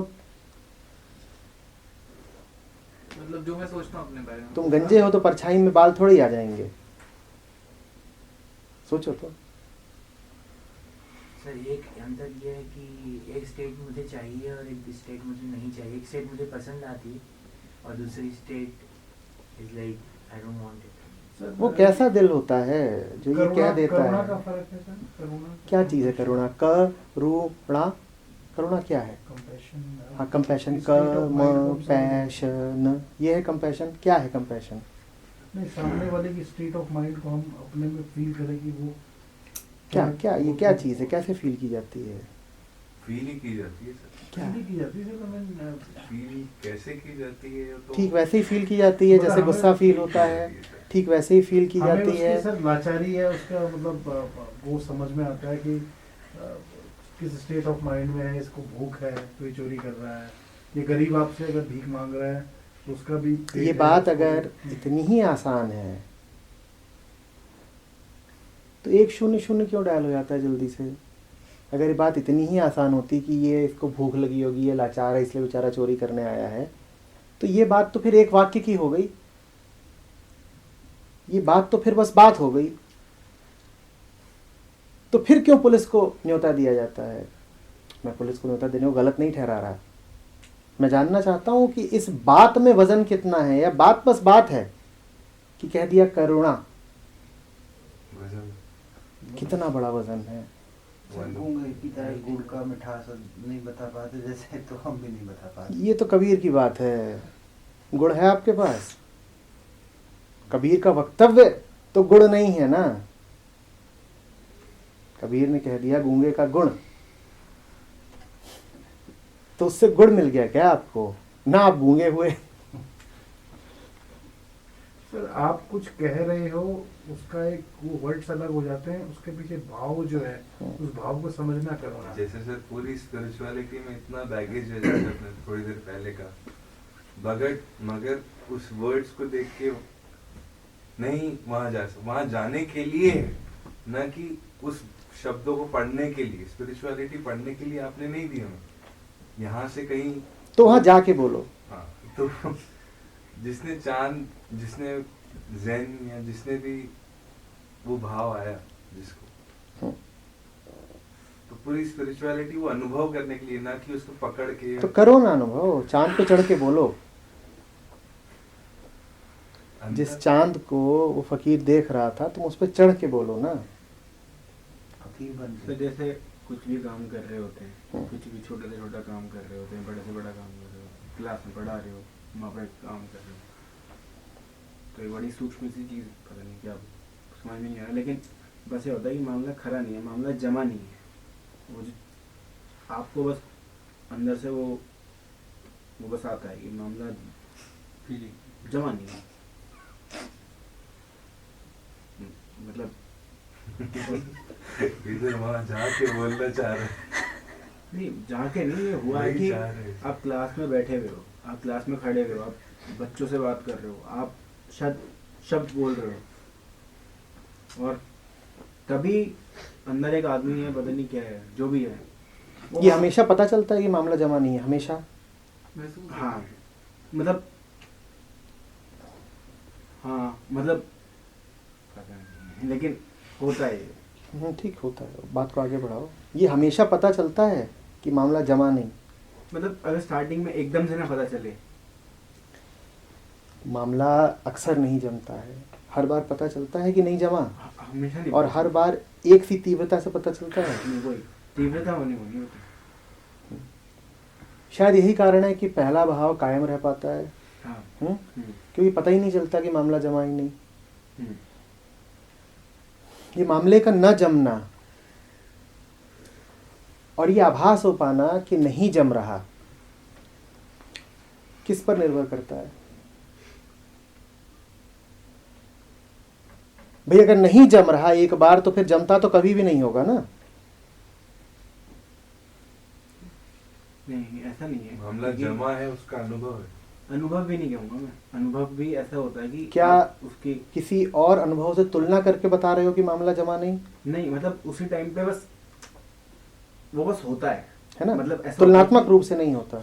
कुछ तो है, अब ये नहीं पता क्या है वो, बस इसका मतलब तुलना की बात नहीं है, इसका हाँ। मतलब ये नहीं कि किसी और अनुभव से तुलना की जा रही है, ये कोई और चीज है। वो बस फड़क रहा होता है। मतलब वो छोटी से छोटी बात होती है, चल रहे हो शायद पार्क में, बस वो फड़क रहा है, और बहुत बार होता है वो फड़क नहीं रहा होता है। और पर जो भी कुछ हो रहा होता है, हम हमेशा उसके प्रति संवेदनशील क्यों नहीं होते? हमारा जो आंतरिक राडार होता है उस फड़कन को हमेशा पकड़ क्यों नहीं पाता? सोच उसके ऊपर काफी, क्योंकि पकड़ने के लिए मन शांत होना चाहिए। हावी हो जाता है। मन शांत होने से भी सारा काम नहीं मन से ज्यादा शांति मुझे लगता है ईमानदारी होनी चाहिए। कि ईमानदारी मतलब पहले मुझे लगता था ईमानदारी का मतलब होता है कि आप दूसरे सच बोल रहे हो। ईमानदारी उससे ज्यादा ये होती है कि जहाँ पर आप हो वहाँ पर आप खुले खड़े हो या नहीं खड़े हुए। मतलब मैं नहीं कह रहा उसकी तरफ, मैं अपनी तरफ के लिए ही कि हाँ ऐसा होता है कि जैसे अभी मैं यहाँ पर बैठा हूँ, मैं आपसे बात कर रहा हूँ। अब एक चीज होती है कि मैं आपको ना सुनकर ये देख रहा हूँ कि कौन खास रहा है, कौन बोल रहा है। बोलने का तो मैं सेशन में हूँ, लेकिन असल में आपकी बात पहुँच नहीं रही है क्योंकि वो बच रही है कहीं ना कहीं। और जैसे वो बात खुलती है तो वो ऐसी चोट पहुँचाती है कि एकदम से एक और कवच, मतलब मैंने पिछली बार भी ये बोला था, और ये बार बार होता है। और ये चीज़ सिर्फ यहाँ पर जो ज़्यादा तेज तीव्रता से पड़ती है, असल में आप इनसे बात कर रहे हो या फिर इनसे बात कर रहे हो, उसमें भी पड़ रही होती है, लेकिन वो बहुत छोटा होता है। यहाँ पर क्या होता है, यहाँ पे बहुत तेज पड़ता है। यहाँ पे हर एक चीज ऐसे कहते हैं कि घुस रहा है, वहाँ पे रब हो रहा होता है, तो वो चीज होती है। लेकिन वो जो मामला ना जमने की बात होती है वो तो रहती ही है। मतलब आप मतलब ऐसा तो ये होता है कि जैसे अगर मैं बाहर गया हूँ, मैं अपने घर गया हूँ, वहाँ पे बहुत सारे रिश्तेदार हैं, मैं रिश्तेदारों के बाद तब वापस आऊँगा यहाँ पे काम करने, तो मुझे ये बताया कि मेरा कम से कम 6 से 7 घंटे ऐसे बीतेंगे कि हाथ कहीं टिक ही नहीं रहा है, या मतलब चीज़ें गिर रही हैं। मतलब वो चीज़ें गिरना भी ये नहीं है कि मतलब बाहर वाला भी बेहोश है, वो भी है, लेकिन वो एक अंदर आपको समझ में आ जाता है कि मामला भी खरा नहीं है। मैं अपना पहला एक बार, मतलब ये शायद अनुभव की बात होगी, लेकिन ये मैं इसलिए बताता हूँ क्योंकि ये हमेशा याद रहता है कि कॉलेज में था तो HIDP एक्टिविटी होती है, पहली बार ड्रग के बारे में पता चला। तो उसमें यह था कि क्लास में बैठना ऐसा होता था कि ठीक है यार क्लास है तो बैठ जाओ। उस दिन मतलब तब मैं वो बता रहा हूँ कि एकदम से हिट होता है कि हाँ आपका जो शक था वो सच में है। वो तब था कि तब पेपर उठाया, सर के शब्द लिखे हुए थे कि ego always tries to be better than others, और वो पहला शब्द मुझे अभी तक याद है, मुझे 3-4 पता नहीं कितने साल हुए। तब एकदम से ना आपको एकदम से शक जैसे विश्वास में बदल जाता है कि हाँ भाई जो गड़बड़ आपको लग रही थी ना, वो मामला ना जमने की, वो असल में एग्जिस्ट करती है। मतलब जो सेल्फ डाउट की चीज़ होती है, आप जितना उसमें घुसते जाते हो फिर वो आपको पकड़ने में आती रहती है। मतलब जैसे जब आप तीव्रता की बात कर रहे हैं, वो पहले से ज़्यादा हो गई है। मतलब पहले से ज़्यादा, तब जैसे आप कुछ बात बताते थे कि ये होता है, यहाँ पे रहने से शांति होती है, वो चीज़ पहले समझ में नहीं आती थी, या फिर ऐसा नहीं था कि ज़िंदगी में चल रही है, लेकिन अब होता है। अब समझ में आता है कि ओशो बोलते हैं कि लॉकेट लगे घूमो, खुद लगता है कि आपकी फोटो होनी चाहिए वॉलेट में, क्योंकि उसकी ज़रूरत है। आप बाहर निकल रहे हो, आपकी फ़ोटो वॉलेट में होने की ज़रूरत है भाई, मतलब निकलना चाहिए। मैंने रख रखी है, ज़रूरत है उसकी। वो चीज़ ऐसी नहीं है कि आप इसलिए कर रहे हो क्योंकि आपने किसी को देखा, बस उसकी ज़रूरत पड़ती है। मतलब उसकी ज़रूरत, जो लॉकेट है, लॉकेट पहनने की अपनी एक बहुत बड़ी ज़रूरत है, अगर आपको वो बात थोड़ी दिखे। तो अंतर होता है, कुछ कुछ भीतर से ऐसा लग भी रहा होता है कि मामला जम नहीं रहा है, मिसफिट है, कहीं कुछ अटक रहा है। जैसे कहीं कोई घर्षण है, कोई चीज़ चुभ रही है, कुछ पूरा नहीं हो पा रहा, कुछ उलझन है। जैसे किसी दांत में कोई दर्द हो, देखा है कभी दांत में हल्का सा दर्द होता है तो कैसा लगता है? पूरा शरीर बाकी ठीक है और अक्सर याद भी नहीं आता कि कहाँ क्या गड़बड़ है, पर कुछ लग रहा होता है गड़बड़, फिर आप कहते अच्छा दांत में दर्द हो रहा है। या खाते वक्त गले में जैसे कुछ फंस सा गया हो, कोई बहुत छोटा सा कांटा। अब आप अपनी दिनचर्या में लगे भी हुए हो तो भी कुछ असहज सा अनुभव हो रहा है। तो वो होता तो है, पर हम अपनी ही असहजता के प्रति इतने असंवेदनशील क्यों हो जाते हैं, इतने बेहोश क्यों हो जाते हैं? पता क्यों नहीं चलता कि दांत में दर्द हो रहा है? पता क्यों नहीं चलता कि कुछ है? अरे लगता है ये पैंट थोड़ी ज़्यादा टाइट है, पढ़ रहा हूँ पर लगता है रोशनी थोड़ी कम है, इसीलिए सर में हल्का हल्का दर्द हो रहा है। ये हमें पता क्यों नहीं लगता?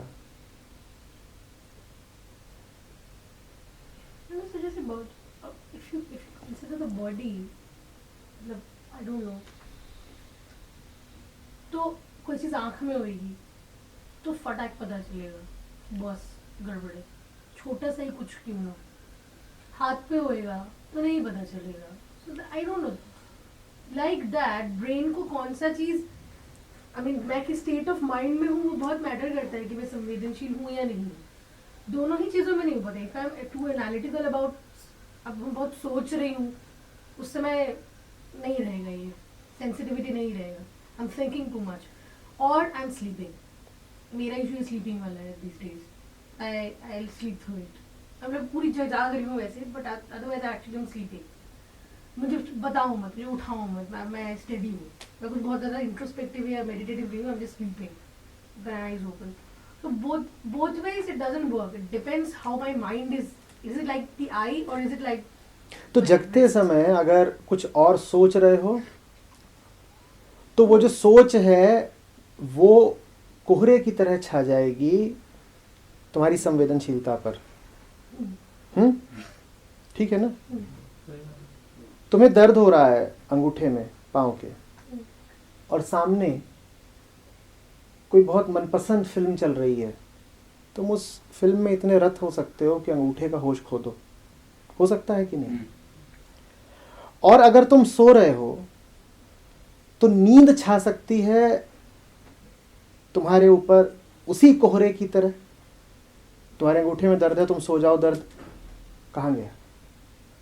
या दर्द बचा? तुम लुट गए हो, तुम कैद में हो, तुम सो जाओ, कैद कहाँ गई? बची? सब कुछ जैसे किसी गहरी काली परत के नीचे दब जाता है। वो जो परत है, वो जो कंबल है जो ढक देता है कोहरे की तरह, वो विचार भी हो सकते हैं जागृत अवस्था में, और सो गए हो तो नींद हो सकती है, सपने हो सकते हैं। पर कुछ ढक देता है, इससे ये तो सिद्ध होता ही है ना कि कुछ है जो ढका जा रहा है। किसी चीज़ का होना तो साबित हो ही रहा है। जब विचार नहीं होते, जब वो मूवी खत्म हो जाती है तो एहसास दोबारा शुरू हो जाता है। जिस चीज़ को विचारों की भीड़ के कोलाहल ने दबा रखा था, जिसकी झीनी आवाज़ नक्कारखाने में तूती की तरह छुप गई थी, दब गई थी, जब नक्कार खाने से बाहर आते हो तो वो आवाज पुनः सुनाई देने तो लग जाती है। पहले और दूसरे बहाव में अंतर उसी ईमानदारी का है, उसी संवेदनशीलता का है जिसमें तुम उस अंतर की आवाज को सुन पाओ। आवाज बहुत तीव्र कभी नहीं होने वाली। आवाज तो अपनी तीव्रतम अवस्था में हमेशा ही है, न बढ़ सकती है न घट सकती है। फर्क सिर्फ इस बात का है कि तुम जीवन नक्कार खाने में बिता रहे हो या मौन में। फर्क सिर्फ इस बात का है कि तुम जीवन जागृति में बिता रहे हो या नींद में। नींद में हो तो नींद उस आवाज को दबा देगी, नक्कार खाने में हो तो नक्कार खाना उस आवाज को दबा देगा। अंतर अगर नहीं दिखाई पड़ रहा तो समझ जाओ कि या तो सो रहे हो या फिर अगर जगे हुए हो तो विचारों की भीड़ से घिरे हुए हो। अन्यथा मैं आपका ही हवाला लेकर कह रहा हूं कि अंतर तो है। अपने अनुभव को नहीं, आपके अनुभव को साक्षी बना के कह रहा हूं कि अंतर तो है। लेकिन उस अंतर को भी मान्यता देने में हमें बड़ा समय लग गया और अभी भी हमने कोई हार्दिक मान्यता नहीं दी है। अभी भी हम थोड़े थोड़े अनिर्णित से हैं। तर्कबाजी शुरू हो जाए, कोई आके कुछ और कह दे या माहौल बदल जाए तो हम में से कई लोग दल बदल लेंगे, कह देंगे नहीं नहीं नहीं वो ज़रा उस वक्त माहौल ऐसा हो गया था कि हमें कहने पड़ा कि अंतर है, वरना वास्तव में हमें लग नहीं रहा कि कोई अंतर वगैरह है। यहाँ पर ना सर एक मुझे जो चीज़ लगती है वो ये है ना कि ये एक्चुअली थोड़ा सा मतलब I don't know for the lack of a better word, इसको ना यूज़ करते हैं कभी कभी सर्वाइवल टूल की तरह हम लोग, तो वो पता नहीं चलता कि कभी ये सर्वाइवल टूल से कुछ और बन गया है। For example, if a person has suffered any loss जो उसके लिए सब्सटैंशियल है, वो उसे सब्सटैंशियल डिफाइन करता है, तो वहाँ पर वो खुद को भी ये समझाता है और बाहर से भी उसको ये इनपुट मिल रहा होता है कि काम में लिप्त हो जाओ, खो जाओ काम में। I do it my self. Classroom में जाओ 10 hours a day and it's bam over, कुछ फील नहीं हुआ, पेन हो रहा है, ये हो रहा है, वो हो रहा है, जो भी था रिसेंट टाइम्स में नहीं पता चला, एंड इट वाज अमेजिंग। वाह 10 घंटे तो निकल गए, नो पेन, वाह। तो ये टूल की तरह यूज करते हैं लोग। किसी का कोई अपना मर गया है, पति मर गया है, कोई बात नहीं, बेटे में रम जाओ, बच्चा तो है ना अभी तुम्हारे पास, वो कर लो। सो आई डोंट नो ये कब सर्वाइवल टूल से प्रॉब्लमेटिक हो जाता है। और अन्य मजेदार बात जानती हो क्या है?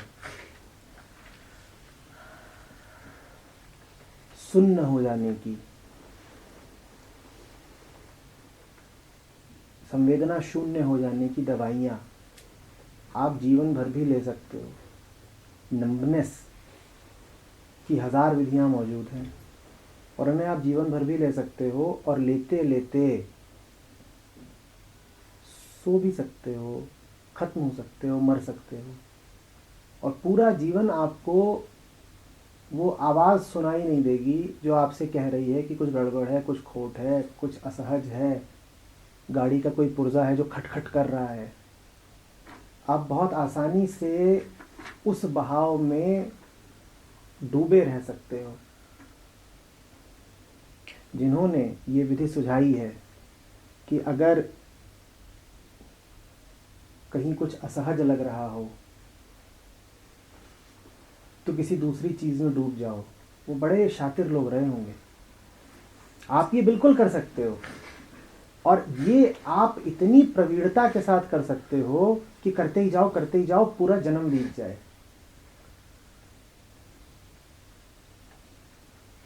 आप जगते हो, आपको जो दिखाई देता है वो कष्ट देता है। आप निश्चित रूप से सोने की गोलियों का जीवन भर प्रयोग कर सकते हो। होश आपको कष्ट देता है, आप डूब सकते हो ड्रग्स में, तरह तरह के नशों में।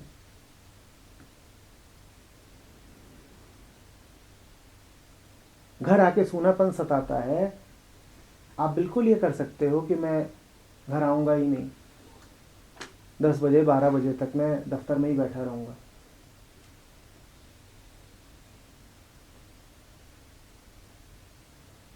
जीवन आपको धर्म की याद दिलाता है, आप जीवन से अपने आप को काट सकते हो, आप किसी रिश्ते में डूब सकते हो।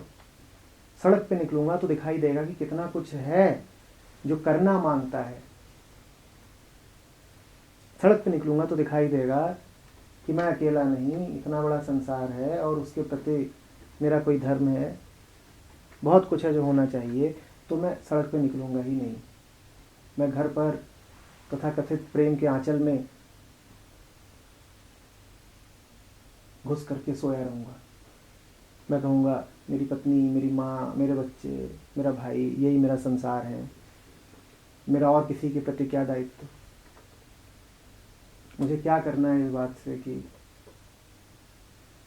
आसमान पर धुआं क्यों छाया हुआ है, मुझे क्या करना है इस बात से कि ये सारे पेड़ जो कभी दिखते थे अचानक कहाँ विलुप्त हो गए, मुझे क्या करना है इस बात से कि अचानक कसाईयों की दुकानें बढ़ती ही जा रही हैं। मैं तो घर में हूँ, घर मेरा प्रेम महल है, मैं डूबा हुआ हूँ प्रेम में, मैं बहाव में हूँ। और बहुत आसान है, घर में मधुर संगीत बज रहा है, पत्नी सुंदर है तुम्हारी और युवा है, दोनों एक दूसरे में खोए हुए हो, मस्त हो, तुम कुछ अपनी ओर से कर रहे हो, वो कुछ अपनी ओर से कर रही है, तुम घर को चीज़ों से भर रहे हो, वो उन चीज़ों को व्यवस्था दे रही है, तुम घूमने फिरने का आयोजन करते हो, वो खाने पकाने का आयोजन करती है, दोनों एक दूसरे में डूबे हुए हो। और तुम बिल्कुल कह सकते हो कि जीवन तो अभी स्वर्ग चल रहा है, हम डूबे हुए हैं। और ये डूबना इतना गहरा हो सकता है कि तुम्हें यही लगे कि ये तो मैं उसी वास्तविक भाव में हूँ जिस भाव को सच्चा कहा गया है, जिस भाव का अध्यात्म कहा गया है।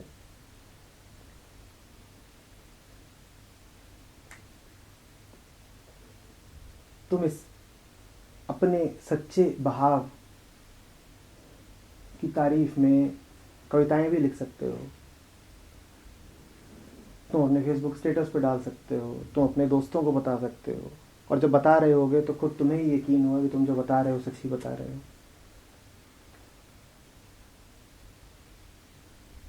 पर खोट रह जाएगी, कुछ कमी है वो रह जाएगी। कैसे पता? ऐसे पता कि तुम दोनों जब अपने प्रेम महल से बाहर निकलोगे तो कुछ ऐसा हो तुम्हारे सामने पड़ेगा जो पोल खोल देगा। वो ज़रूरी नहीं है कि तुम्हारे रिश्तों में दरार का कारण बन के ही सामने आए। एक ज़रा सी बात है, तुम दोनों अपना स्वर्गतुल्य सुख भोग करके अभी अभी रत रहने के बाद, खाने पीने के बाद, नहाने धोने के बाद इकट्ठे बाहर घूमने निकले हो, और एक नंगा भूखा बच्चा तुम्हारे सामने से गुजर जाता है। क्या तुम्हें दिख नहीं गया कि कुछ गड़बड़ तो है? दिख जाता है, पर मन पर एक दूसरे की माया कुछ ऐसी सवार है कि तुम्हें दिखाई नहीं पड़ेगा।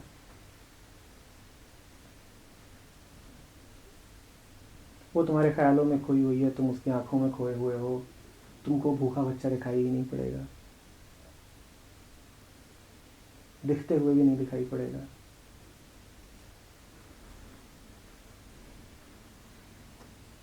तुम उसका कोमल हाथ पकड़े प्यार ही कसमें खाते हुए जा रहे होगे, सड़क के किनारे किसी पशु की कोमल गर्दन काटी जा रही होगी, तुम्हें दिखाई नहीं पड़ेगा। यहाँ तक हो सकता है कि उसका कोमल हाथ पकड़े हुए तुम खुद खड़े हो जाओ मांस की दुकान पर, और उसके कोमल हाथ से ज़्यादा कोमल किसी जीव की गर्दन तुम कटवा दो, तुम्हें दिखाई ही नहीं पड़ेगा।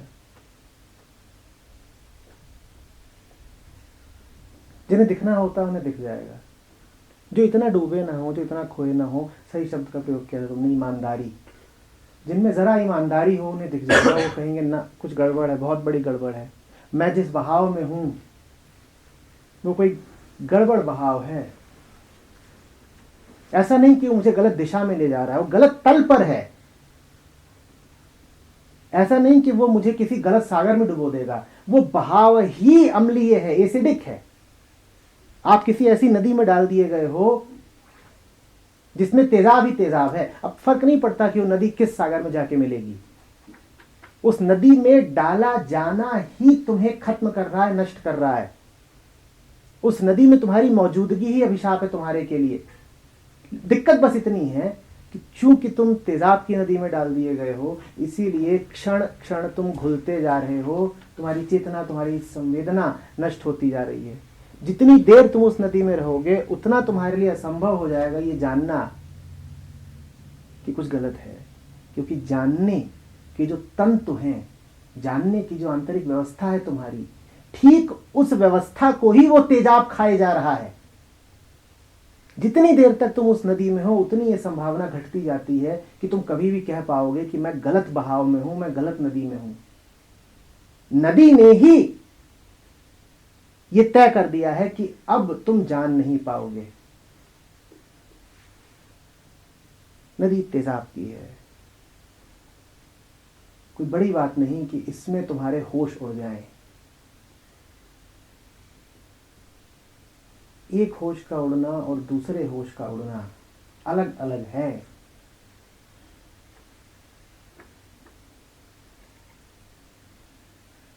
समर्पण के क्षण में भी होश उड़ते हैं, संभोग के क्षण में भी होश उड़ते हैं। फर्क को समझना।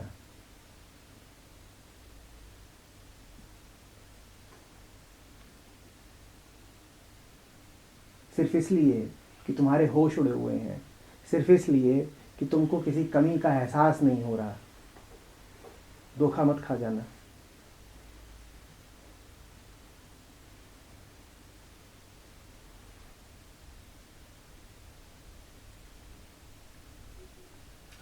चारों तरफ केओस मचा हुआ है और डिफेंस के तौर पे कोई एकदम सेंसिटिविटी सब भुला उला के एकदम स्टोइक बन जाता है, एकदम डिफेंस के तौर पे। So would it be a mark of health? It's a mark of freezing. जम गए हो, पहला दिख गया है कि ठीक नहीं, दूसरे में बह पाने की हिम्मत नहीं जुटा पा रहे, अब जम गए हो, अब दलदल बनेगी।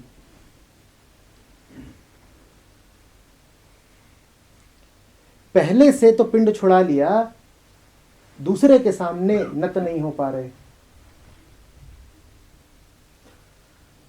ऐसे लोग आमतौर पे जो सन्यास का प्रचलित रूप है उसको ग्रहण कर लेते हैं, वो दुनिया छोड़ के भगते हैं। ये तो दिख जाता है कि जो कुछ हो रहा है वो गड़बड़ है, बहुत गड़बड़ है, पर ये नहीं जान पाते कि इस गड़बड़ के मध्य सही क्या है, सुंदर क्या है। वो अपने आप पे ये कहने लगते हैं कि इस गड़बड़ का सुधार हम अकेले कैसे कर पाएंगे या हम क्या कर पाएंगे, तो पलायन।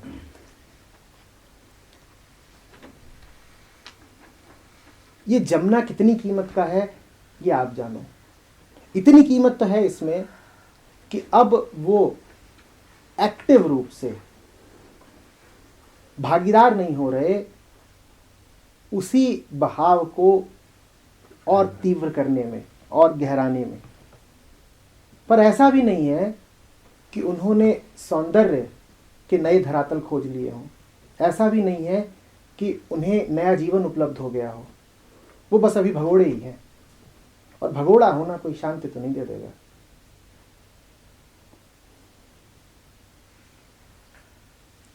अगर पहले बहाव में कोई दिक्कत ही नहीं हो, जैसे मान लीजिए कि बेहोशी में पूरा जीवन चला जाए, हो सकता है। वही बात हमने कही कि दिक्कत ये है कि जो कर्म का सिद्धांत है, अगर उसको आप भविष्य से जोड़ के देखोगे तो वो सिद्धांत झूठा साबित हो जाता है, उसका ब्रेकडाउन हो जाता है। कर्म का सिद्धांत कहता है कि अगर गलत जीवन जी रहे हो तो गलत परिणाम भुगतोगे। यह आवश्यक बिल्कुल भी नहीं है। ऐसा बिल्कुल हो सकता है कि तुम गलत जीवन जीते जाओ जीते जाओ जीते जाओ और एक दिन मर जाओ। ऐसा बिल्कुल हो सकता है कि तुम नशे में डूबे डूबे डूबे डूबे एक दिन मर गए। कहाँ है परिणाम? या तो परिणाम उसी क्षण में था जिस क्षण तुम बेहोश थे, अन्यथा यह बहुत संभव है कि किसी आगामी क्षण में परिणाम हो ही ना। इसीलिए कर्म के सिद्धांत के प्रचलित होते हुए भी लोग हर तरीके के कर्मों में उद्यत रहते हैं, क्योंकि वो देखते हैं अपनी आंखों से कि बुरा करने वालों के साथ जरूरी नहीं कि बुरा हो जाए, होता भी नहीं। रखा ही इसीलिए जब व्यवहार की आप बात कर रहे थे, तो अगर व्यवहार के रूप में हम किसी चीज को कंक्लूजन देते हैं, इसीलिए तो लोग गेरुए वस्त्र धारण करके संत कहलाने लग जाते हैं। इसीलिए मानने में बड़ी दिक्कत होती है कि अगर कोई संत है तो वो जीन्स कैसे पहन सकता है। ये सब व्यवहारिक चीजें ही तो हैं। तो जहाँ मान्यता व्यवहार की है तो वहाँ तो लोग उन सिद्धांतों को और पुष्ट करेंगे ही। तो वही कर्म के सिद्धांतों के संदर्भ में भी वही बातें लागू हो। इनफैक्ट सर मोरालिटी भी वही है, मतलब आपको सर सोचना क्यों पड़ रहा है ये गलत है ये सही है। अगर आप अंदर से सही हो तो आपको पता है आप सही कर रहे हो। ये जो अंदर वाली चीज होती है ना, समझिएगा, वो आपके ही अंदर नहीं होती, वो सबके अंदर होती है। वो एक चीज है। आपने कहा था व्यक्तिगत नहीं होता, अस्तित्व। वो व्यक्तिगत तो है नहीं। वो जो आवाज आप तक आनी है कि कुछ गड़बड़ है, कुछ अटका हुआ है, कुछ अबूझ है, वो आवाज सब तक आनी है। लेकिन कान अलग अलग हैं, सब नहीं सुन पाएंगे उसको। आप सुन पाते हैं नहीं सुन पाते हैं, वो इस पर निर्भर करता है कि आप नकार खाने में हैं, नींद में हैं या मौन है, जगे हुए हैं। आवाज सब तक आ रही है। आपको इस स्थिति में होना पड़ेगा जहां वो आवाज सुनाई पड़े। आवाज सार्वभौम है, आवाज आत्मा की है, आवाज एक है। सर वो हम जैसे मतलब हमारा माइंड जो है वो पैटर्न पे काम करता है, मतलब वृत्तियों पे काम करता है। तो अब हमें एक स्थिति में हमें वो अपनी वृत्तियां दिखती हैं कि मैं ये सोच गया, लेकिन एक चीज है कुछ जो पीछे उसको वॉच कर रही है। ये तूने किया, ये तेरा दिमाग था, ये तू नहीं था। तो वो चीज आने लगती है जब आप में, तो वही वो चीज है क्या? नहीं, देखिए वो चीज अति सूक्ष्म है। जो परत है जिसकी मैं बात कर रहा हूं, जो कंबल है जो ढक देता है, वो बड़ा शातिर कंबल है। उसको बड़ी चतुराई से बुना गया है। वो कोई भी नाम ले सकता है। वो अपने आप को साक्षी कह सकता है, वो दुष्टा कह सकता है, वो अपने आप को समर्पित कह सकता है, वो भक्त कह सकता है अपने आप को, वो साधक कह सकता है अपने आप को, वो कुछ भी कह सकता है। बात नामों की नहीं है। बात सिर्फ इस चीज से निर्धारित होनी है कि आपका जीवन कैसा है। जीवन अगर उचित है तो आवाज आपको सुनाई दे जाएगी। तो सूक्ष्मतम अनुभव, जिसको अनुभव कहना भी ठीक नहीं है, आपको हो जाएगा। और हमारी वृत्तियां वैसी रहेंगी सर जैसी हैं। वृत्तियां इस पे निर्भर करती हैं कि जीवन कैसा है। जीवन अगर उचित है तो आप वृत्तियों से शनै शनै निवृत्त ही होते जा रहे हो। कंडीशनिंग ऑपरेट तो करेगी ना सर एट सर्टेन। कंडीशनिंग का ऑपरेशन दो तरीके से हो सकता है। आप जान लें आपकी क्या कंडीशनिंग है, आप जानते जा रहे हैं तो कंडीशनिंग चलती जा रही है। जो भी आपकी वृत्तियां थी उनकी वो जलती जा रही है, उसकी निर्जरा होती जा रही है। और दूसरा ये है कि जब वो हो रहा है तो आप उसके साथ लग गए, आपने उसको बल दे दिया, आपने उसको और सघन कर दिया। किसी भी स्थिति में जो भी होता है वो होता तो गुणों के माध्यम से ही है, और गुण का अर्थ ही होता है संस्कार। ऐसे समझिएगा, हर कर्म अभिव्यक्त तो गुणों के धरातल पर ही होता है, संस्कारों के माध्यम से ही होता है। कबीर बोलते हैं तो किस भाषा में बोलते हैं? जो भाषा उन्हें संस्कारों में मिली है उसी में ना। राम का ही तो नाम लेते हैं। कबीर ने कभी क्राइस्ट का नाम लिया क्या?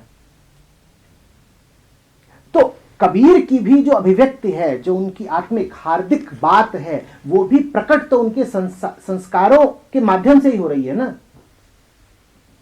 समझिएगा बात को। अब संस्कारों को ही हमेशा प्रकट होना है, गुणों को ही हमेशा प्रकट होना है। मीरा जो भी बोल रही है वो स्त्रैण है। मीरा कृष्ण को पति ही तो बना रही है ना, पत्नी तो नहीं बना रही। क्यों? क्योंकि मीरा स्त्री है। अब स्त्री होना कोई आत्मा की तो बात है नहीं, आत्मा का तो कोई लिंग होता नहीं। स्त्री होना तो जैविक संस्कार है ना मीरा का, तो मीरा की जो अभिव्यक्ति है लेकिन होगी वो स्त्री के ही रूप में। अब स्त्री होकर के या तो आप ये कह सकते हो कि मुझे कृष्ण को ही पति बनाना है, या आप ये कह सकते हो कि मैं स्त्री हूं तो इसीलिए मुझ में जितने भी स्त्रियोचित गुण होते हैं, मोह, ममता, वो सब मौजूद रहेंगे। आप समझ रहे हैं? तो संस्कारों की अभिव्यक्ति दोनों काम कर सकती है। पहला, मैं स्त्री हूं और स्त्री का पति होता है, तो मेरे पति कौन होंगे? कृष्ण। और दूसरा ये हो सकता है कि मैं स्त्री हूं तो स्त्रियों का काम तो बच्चे पैदा करना है, तो मैं भी करूंगी।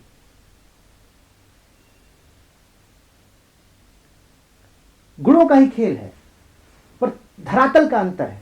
दोनों भाव हैं, पर दोनों भावों में यही अंतर है